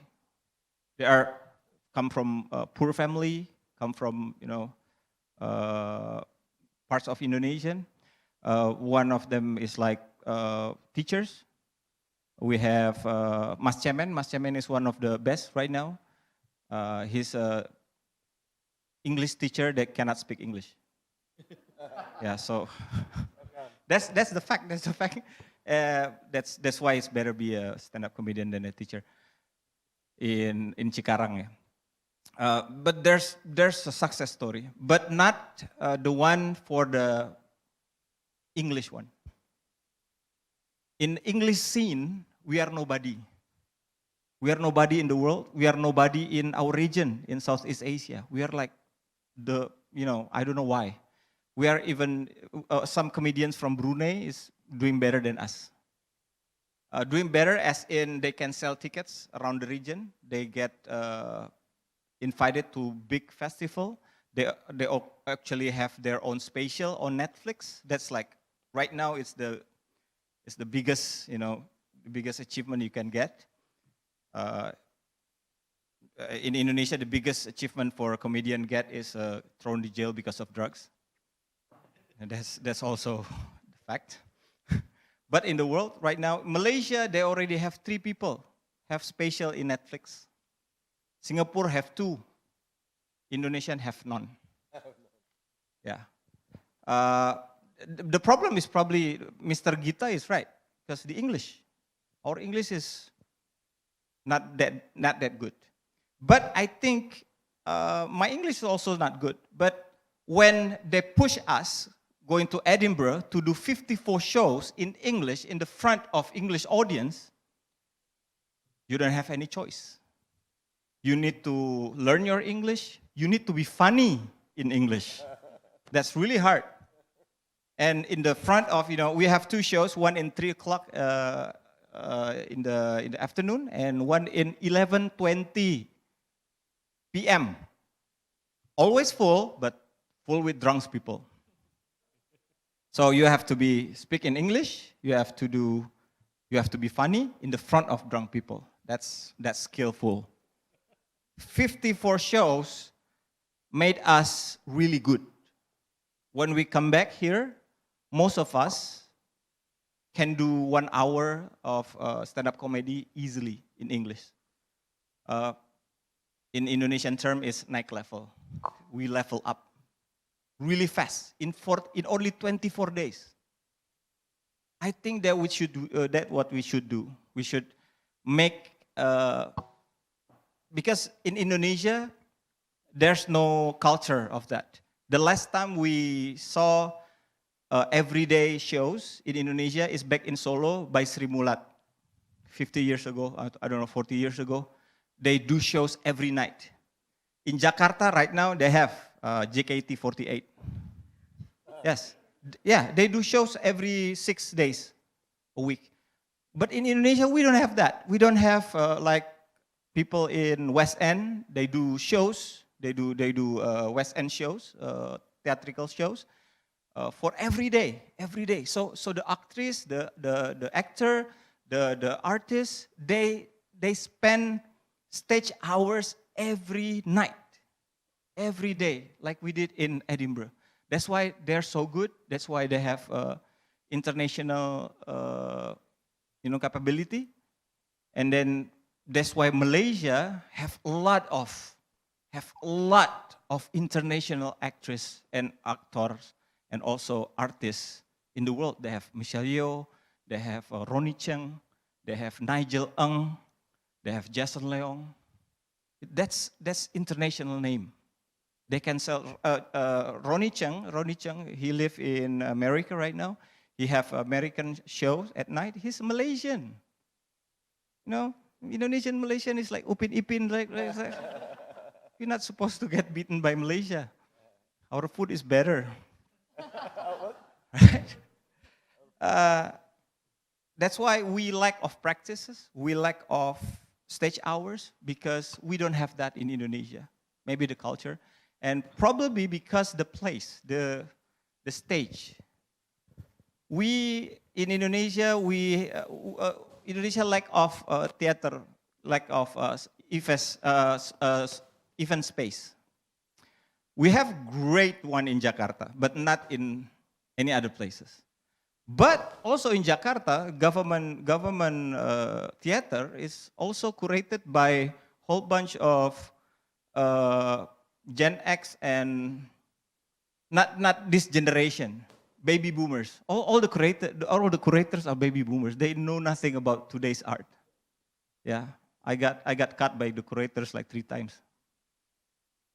Because that's our government place in Indonesia is like Tim. If you rent the 400, the theater kecil is very cheap. It's only like 4 million. 4 million. If you rent the GKJ, 400 people, it's very cheap. It's 7 million. If you rent the bigger place, Teater Besar, it's 28 million for 1,200 people. That's our government. That's really, really good. Because if you compare to the private one, if we want to do 400 in SCBD, in Suwana Hall, you have to rent 39 million. That's really hard for us. Because we have to perform, we have to promote, we have to sell tickets, we have to do everything. We have to do everything. We are the producer, we are everything. And to book 1,200 venues, it costs us 300 million in Ciputra Hall. That's the difference. And that's in Jakarta.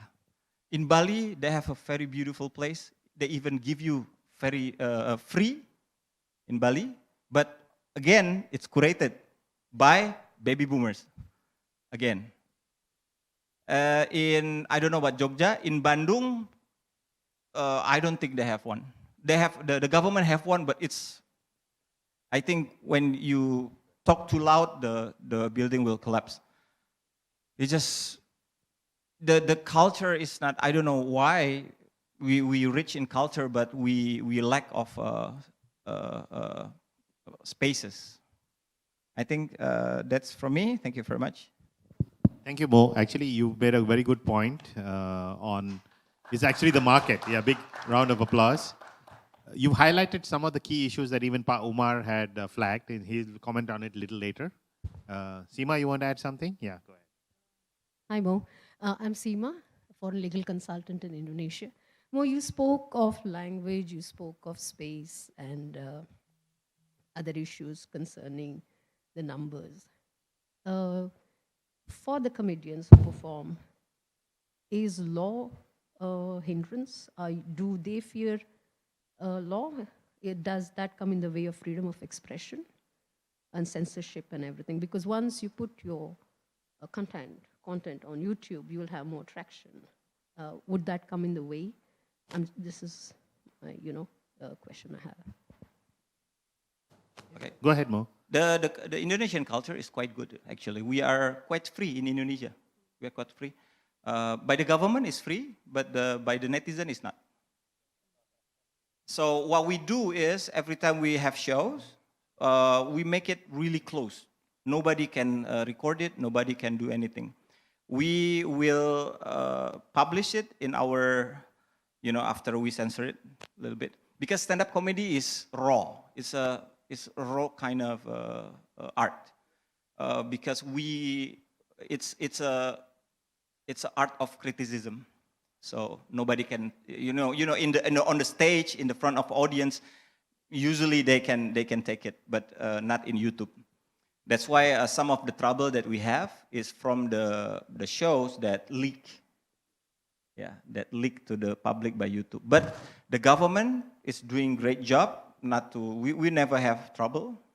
And right now, even in TV, the government asks us to criticize. The DPR, MPR have a session with comedian. They want us to roast them. And even the president, the candidate president, they want to be roasted by the comedian. So it's a very healthy, very healthy. The thing that really bothers us is the tax. Yeah, because tax is really, really high. I think the government of Makassar and Surabaya just give the knife to the artists, just make them step themselves. Because the tax for the ticket is 15% for local in Surabaya and Makassar. Jakarta in 5% for local, for foreigner like Coldplay is 15%. But in Surabaya and Makassar, 15%. Yeah, so just give them, you know, don't perform your art, just kill yourself. And then for movies, for instance, we got tax when we make the movie.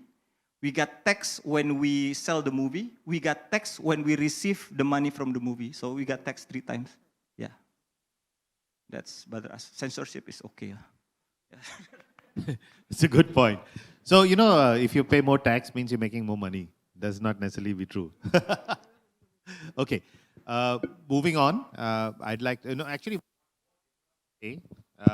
what he did not say was that the baby boomers curating is actually in the way because they don't allow many shows or they don't open out their facilities as much as they should do so because they don't seem to understand. So that is why the non-availability of some of the cheaper venues, the venues are there, but actually they are not being given out as easily as one would expect. So a lot of venues in Indonesia actually go underutilized.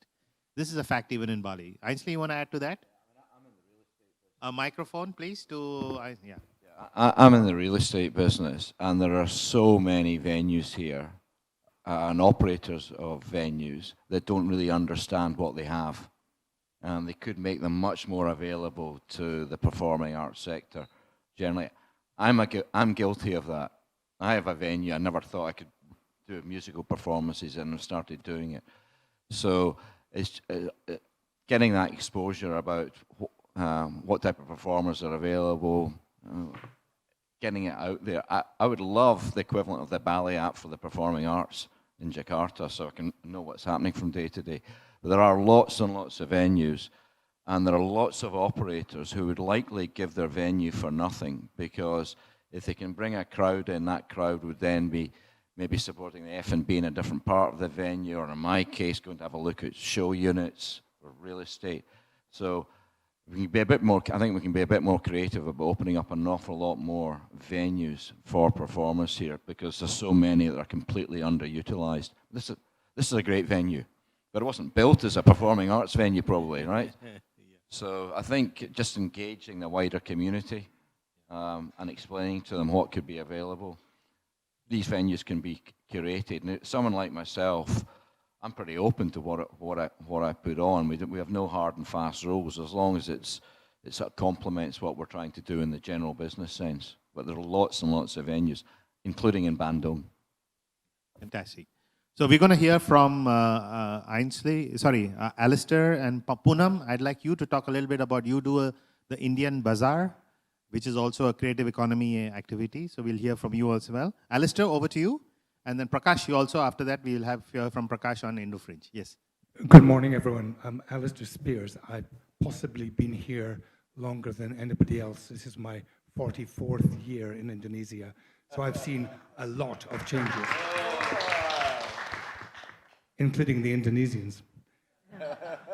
If you don't mind, I'm going to start back with what Pak Gita was talking about, and then try and wrap this all the way through to where we're talking about now. Because it all has to fit together. The politics, the economics, and society have to fit together. If they don't, we won't have a proper ecosystem. He was talking about the internet, sustainability, and AI. And he was looking at the solutions to that through education. Now, education immediately comes into play in everything we're doing, everything. And the education system, as we saw, only 2.8% of GDP spent on education. We've known that for how many years? But why can't we put it right? And the way in which people are being educated, why isn't that being put right? Because we don't have cultural education. So therefore, there's no appreciation of culture. Someone was talking about why don't people go to Toraja? Because they don't know about Toraja. No one talks about the indigenous cultures. And in fact, in some cases, they talk negatively about the indigenous cultures of Indonesia, rather than positively through that great expression, unity in diversity, it's, well, actually, well, we don't really like the Manadonese or the Papuans. We don't really like them. We've got to be honest with this. We're not culturally educated, so there's a long way to go on that point of view. Secondly is this organization. How do we organize Indonesian tourism? Well, we organize it through the ministry, but if you ask the minister himself, can he tell the kabupatens what to do? He says no. So we've got 521 kabupatens and kota madhyas, which are virtually independent, and they have virtually no real training in tourism and culture. They've got a Dinas Pariwisata, but they don't have any training in it, and they don't have that top-level understanding. Even the Bupati of Badung, the single largest kabupaten, the Bupati doesn't care about tourism.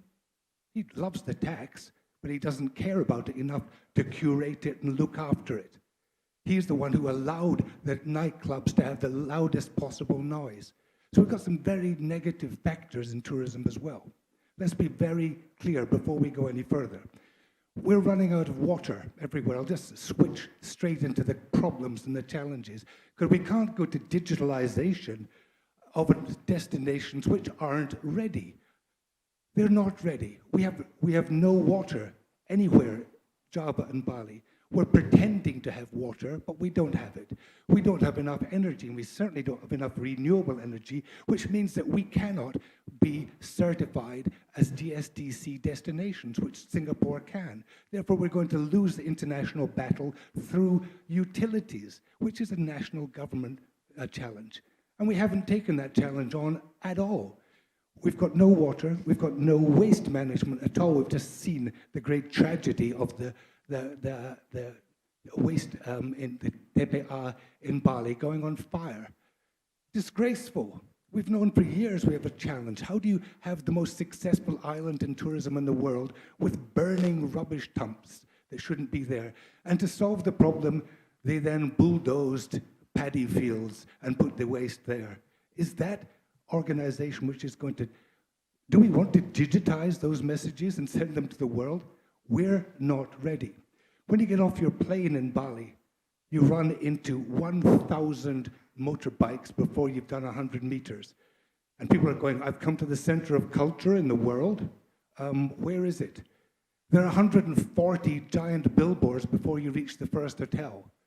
Is that the visual identity we want to have our destinations? This is all driven by government departments who don't understand the industry they're in. We cannot digitize, we can't promote around the world until we put the basic elements right. And we haven't got those right. Waste, water, and energy are not right. That means that we can't be certified as destinations which are sustainable. That loses our marketing edge against everywhere in the world.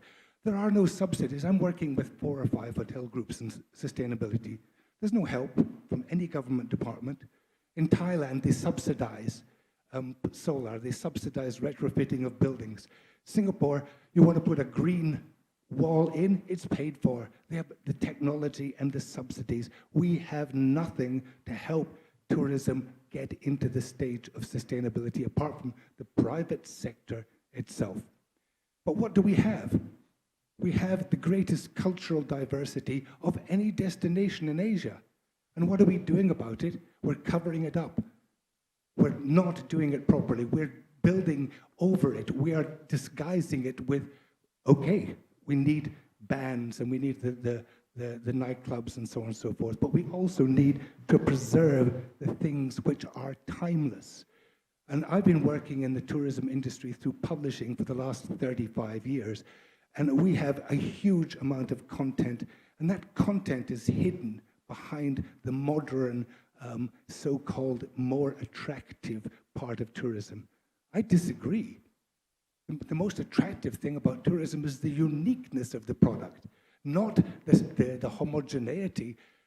There are beach clubs and nightclubs everywhere in the world, but there's nothing like this anywhere in the world. And every kabupaten has this. Do you think there's one publication done by any of them of this quality? 500 of them? Not one. And that's disgraceful. And that means that we're not leading the way. We're not doing it correctly. We haven't solved our utilities problem. We haven't solved our traffic problem. We haven't solved our air pollution problem. We haven't solved our planning and zoning problem. Yet we want to go digital and bring more people in. I think we've got a lot more homework to do before we get to that stage. I'm sorry to be negative, but when you're an alcoholic, you have to say, I'm an alcoholic and get cured. We are really not in the right place to go forward with confidence until we admit our faults first. Thanks. Thank you. This is an important message, actually, what Alistair is discussing here, to get our affairs in order so that the venues are ready for promotion, ready for receiving visitors, because otherwise they will not have the experience you want them to have. So I think that's a lot of work that is not just the government, but also the private sector. For example, hotels, do we have the right kind of hotels? Do we have the right kind of venue experience? Do we have tour guides in the right places? A lot of work needs to be done, no doubt about it. I think what the issue of what digitalization can do is not just about promoting and bringing people there, but digital can be a way to educate. Maybe the digital platforms are the ones that will help scale up education at this high level, because to do so without digital has already been proven to be almost impossible. So maybe that's the real opportunity. Nalin here runs Orbit Future Academy. It's one of the companies that is committed towards education for the creative economy sector as well, and that's some homework for Orbit to see how we can play a role in improving the education for building up the ecosystem and the services that are there. Quickly, because we have another half an hour to go for this session, and Pa Umar has to leave at 12.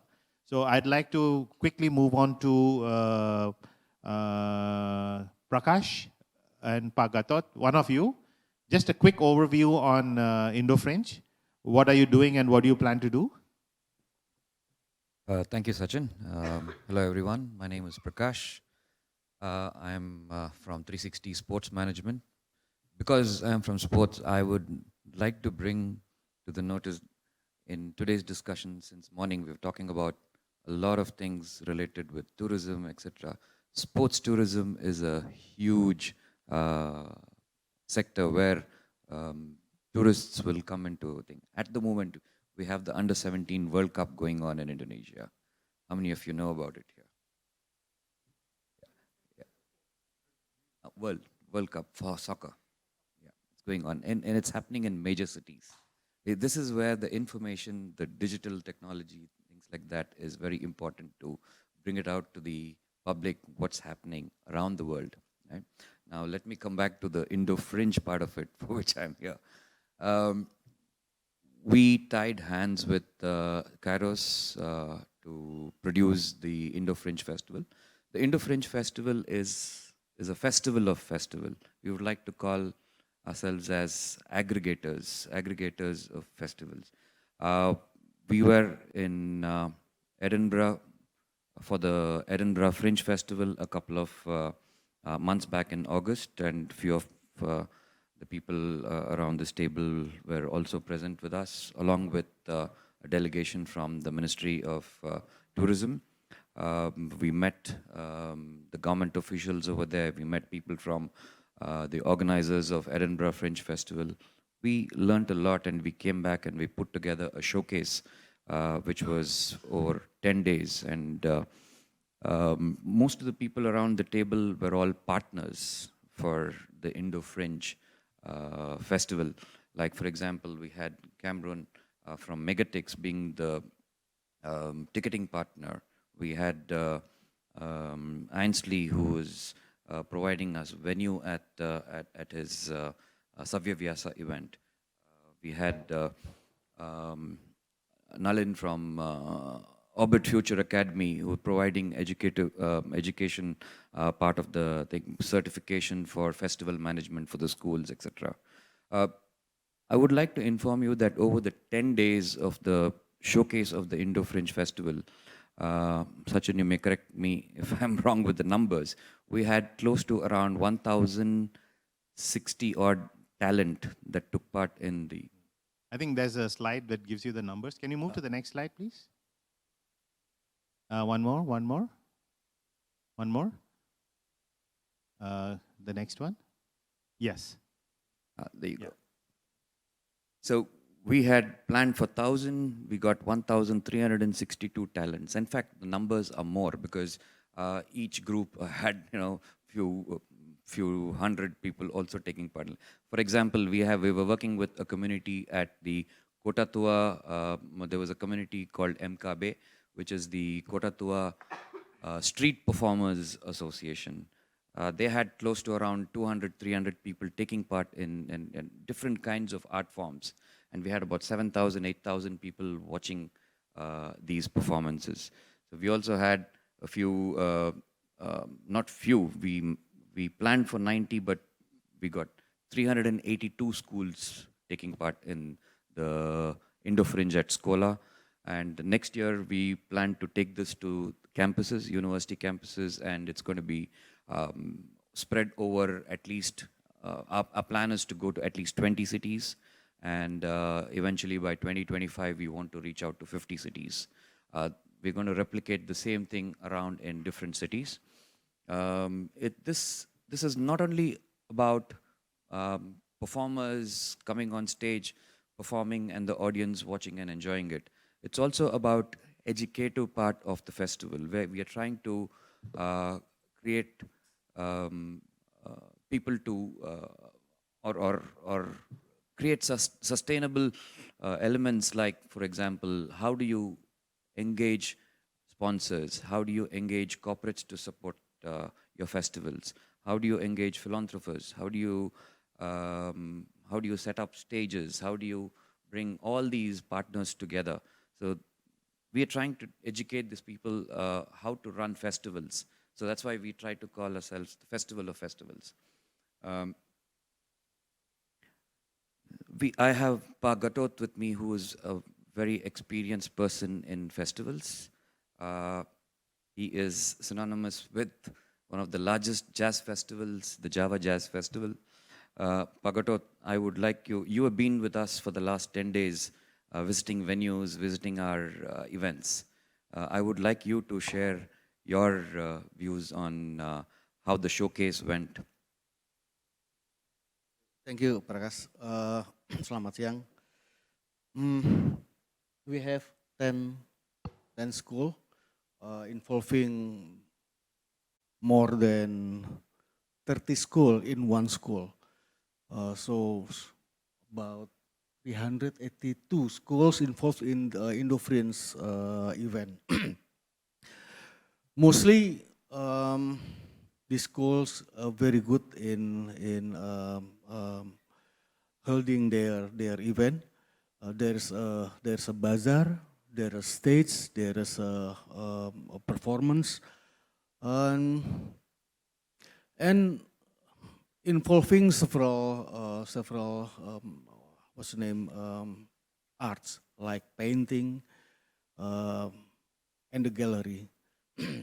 That's one thing that we thought about this school, how to leverage their scaling economy of arts of the school in arts, like their talent in painting, their product, or their painting art, something like that.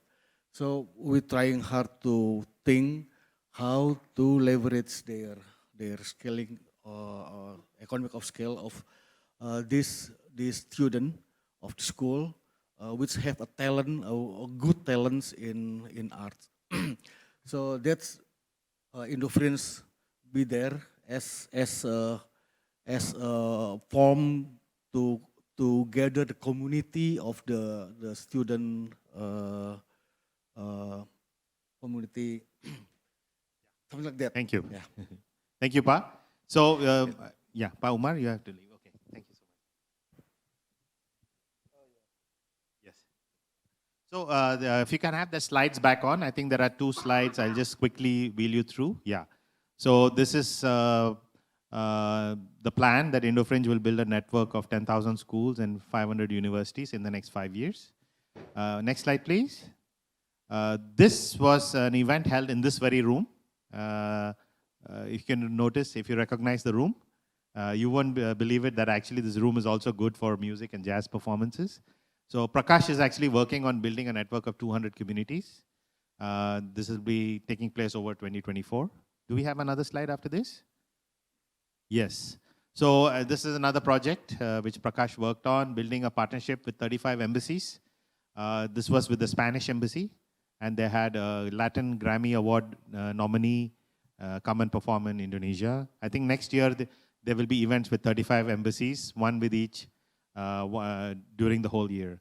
So just to give you an example of how a project is being put together in collaboration, as Prakash mentioned here, a lot of people are partners who are there in the room here itself. I'm going to go very quickly to Poonam. Can you talk a little bit about your experience in running the bazaars? Because that's also a collaboration with a lot of various partners. Would you like to talk a little bit about that, Poonam? Thank you, Sachin. I'm Poonam Sagar. I run a online community portal for Indians in Indonesia called indoindians.com. And under this Indo-Indians, we connect not only Indians in Indonesia, but also everybody in Indonesia which has an interest in India. So as a result of that, we also started doing bazaars. So we started a Spring Bazaar and a Diwali Bazaar, and some 2-3 years ago. During the pandemic, it went online, and we did a number of online bazaars, if that is something that you can believe, where we had vendors come and showcase their products via Zoom, and people could actually see their products and order. This year, we had a very successful bazaar, which we collaborated with the Indian Mission to ASEAN, and we had around 150 vendors of not only local vendors, but also people from India and from the ASEAN countries. So one thing that I found very interesting was that this year we created the entire digital platform for people, for the vendors to choose which table they wanted within the bazaar premises. So they could pick and choose their table like an airline booking system. The visitors could also buy their tickets online. There was a lot of digital effort put into creating the event. And that really optimized the experience for the vendors as well as for the visitors.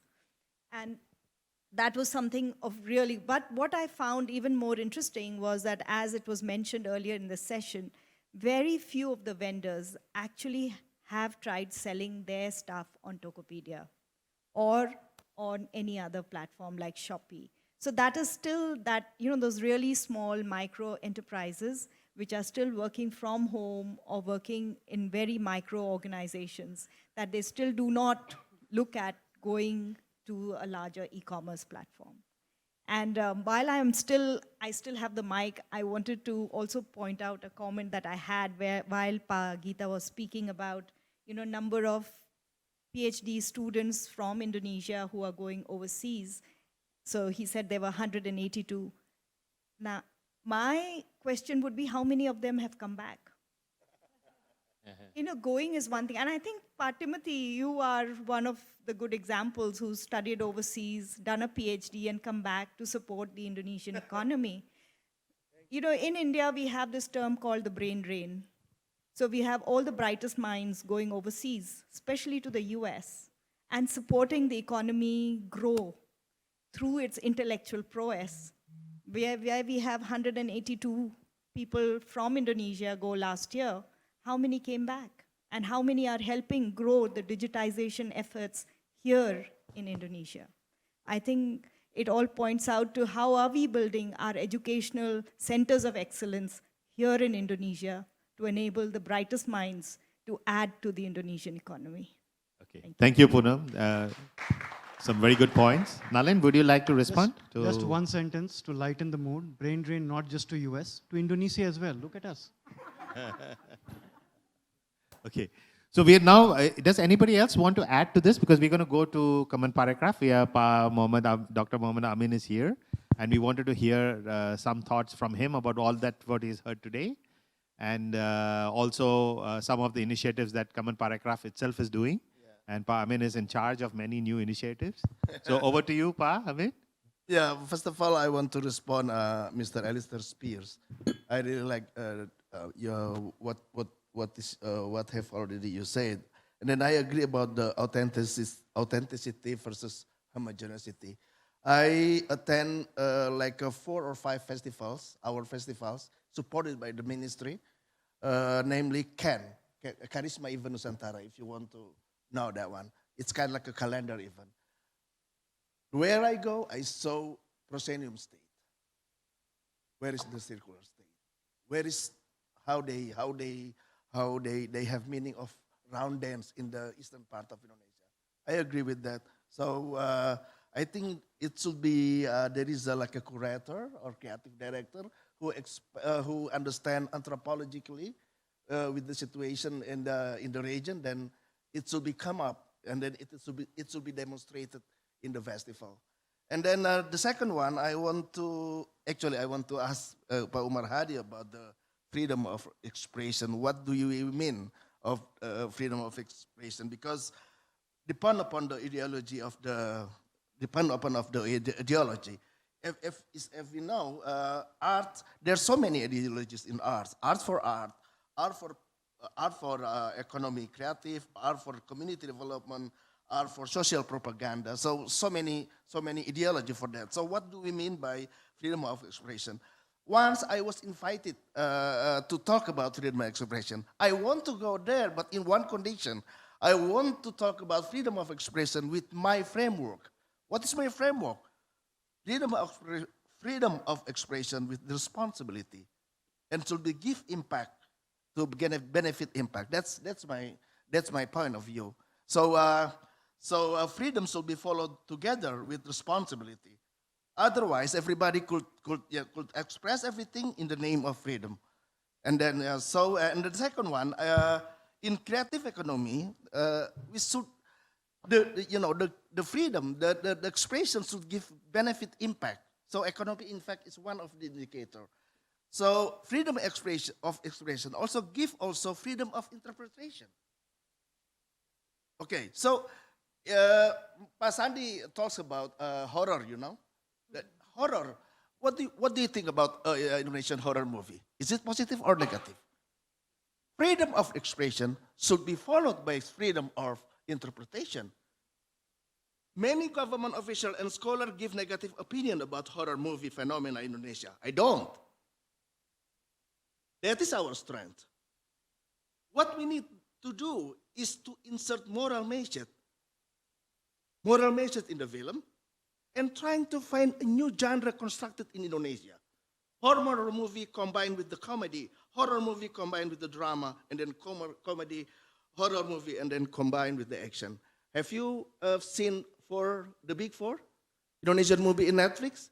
That's a very good example of how the experimentation of how comedy and then action should be go together. So we will see how Indonesian construct the movie. The horror movie will be the strength of Indonesian character. I think that's all. Luar biasa. Thank you, Pak. Ibu Dini, would you like to add something? Yeah. A little bit. Yeah, sure. Thank you very much.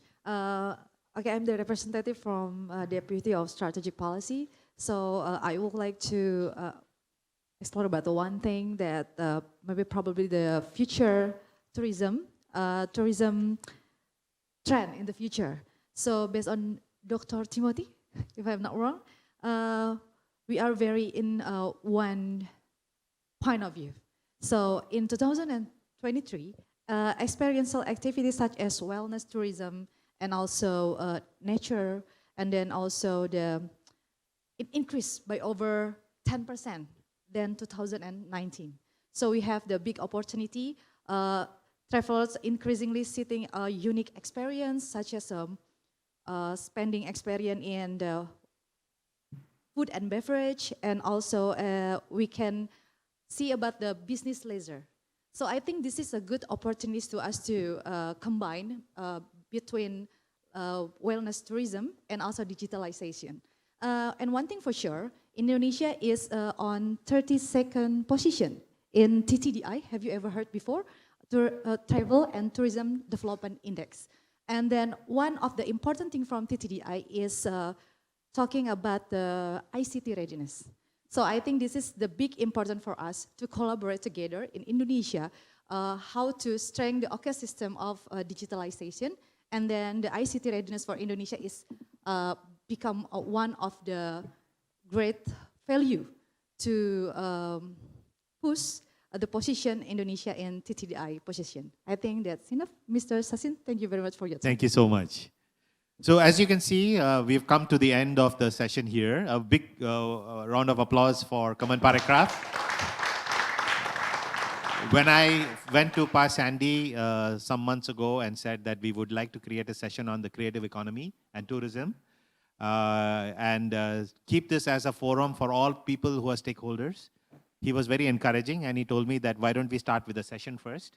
So this is the first time we've actually had a session, the Economic Forum. I'm sure the ministry has had many, but the Indonesian Economic Forum has brought stakeholders, and we do conduct this in the English language for a reason, because we want this session to be able to be understood by all our partners across all the various countries, and also to try and improve the English competency of Indonesian youth.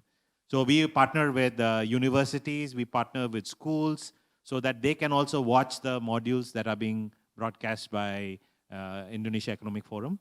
So that's the reason why it's in English, and that's the reason why I think we have enough material that we can convert a one session into a one full day program, or maybe even a 2-day program, and maybe even host it at the Kementerian, at the ministry, and we can do this once a year. We can collaborate and bring all your project partners, everybody together, and have a discussion. Yes? We have the key message from the Minister of Tourism and Economy, inclusivity and then also sustainability.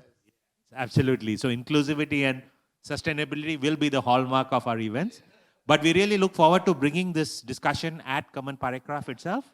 And you have a beautiful venue there, Pa, in Sapta Pesona, Gedung Sapta Pesona. If we could design a full-day program, Pa Menteri can also be there. But that would be a great way for us to engage with all the different stakeholders who are involved in building the tourism and the creative economy sector. So I don't know if anybody else here would like to have a last word. We do have 2 minutes. Otherwise, we will break for lunch, and there is an afternoon session. We have at 12:30, our next session is going to be on this, but I did promise that I will ask Philip to say a few words from USAID. So before I close, so formally, Philip, I'd like to say a few words because, you know, Philip is from USAID, and USAID has been involved in a lot of programs, not only in education and capacity building, but across cultural programs with the US government. There is At America in Jakarta, and so many other programs of talent that goes across the whole country. So we are seeing that there is a very healthy exchange between the two countries already. So Phil, would you like to say a few comments, something that you've heard today? Because this is probably a slightly different sector than you're used to. So over to you, Phil. Okay, thank you so much. I will make this really quick because I know lunch is coming. So if you're not familiar with USAID, we're the United States Agency for International Development. We are the foreign assistance arm of the US government.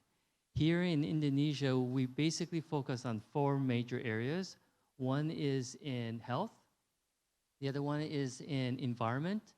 The third one is in democracy, resilience, and governance. And the fourth one, where my colleague Tolo and I work in, is the economic growth and education. Within the economic growth and education office, we focus on economic growth. Things like digitalization is one of the areas, but we also look at finance. We also look at education, also workforce development. So we cover a broad area of things, and typically the way we support Indonesia is through what we call technical assistance. So this is providing technical support, some co-financing at times. And what we like to do, particularly my office, is to actually work a lot with the private sector. USAID in general has worked in the creative and tourism sector. We've done this in a number of countries. In fact, I don't know if you've ever seen the movie The Fast and Furious 9. When I was in my last post, which is in Georgia, we actually had Georgians intern with the film company when they were filming this. So we've had some experience in the creative industry as well as tourism and others. So thank you so much. Thank you so much, Phil.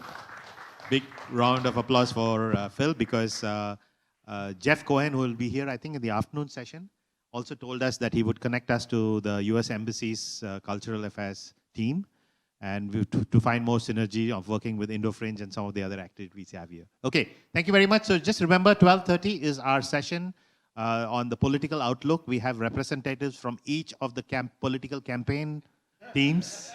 Of the three camps, we have from Pak Ganjar's team, Ganjar and Mahfud. We have from Prabowo and Gibran's team, as well as we have Anis and Mahfud, sorry.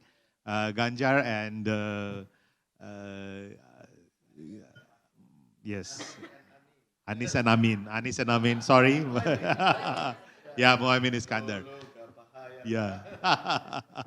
So the teams would be here, and the session will be moderated by my friend Shoaib, who is going to be here soon.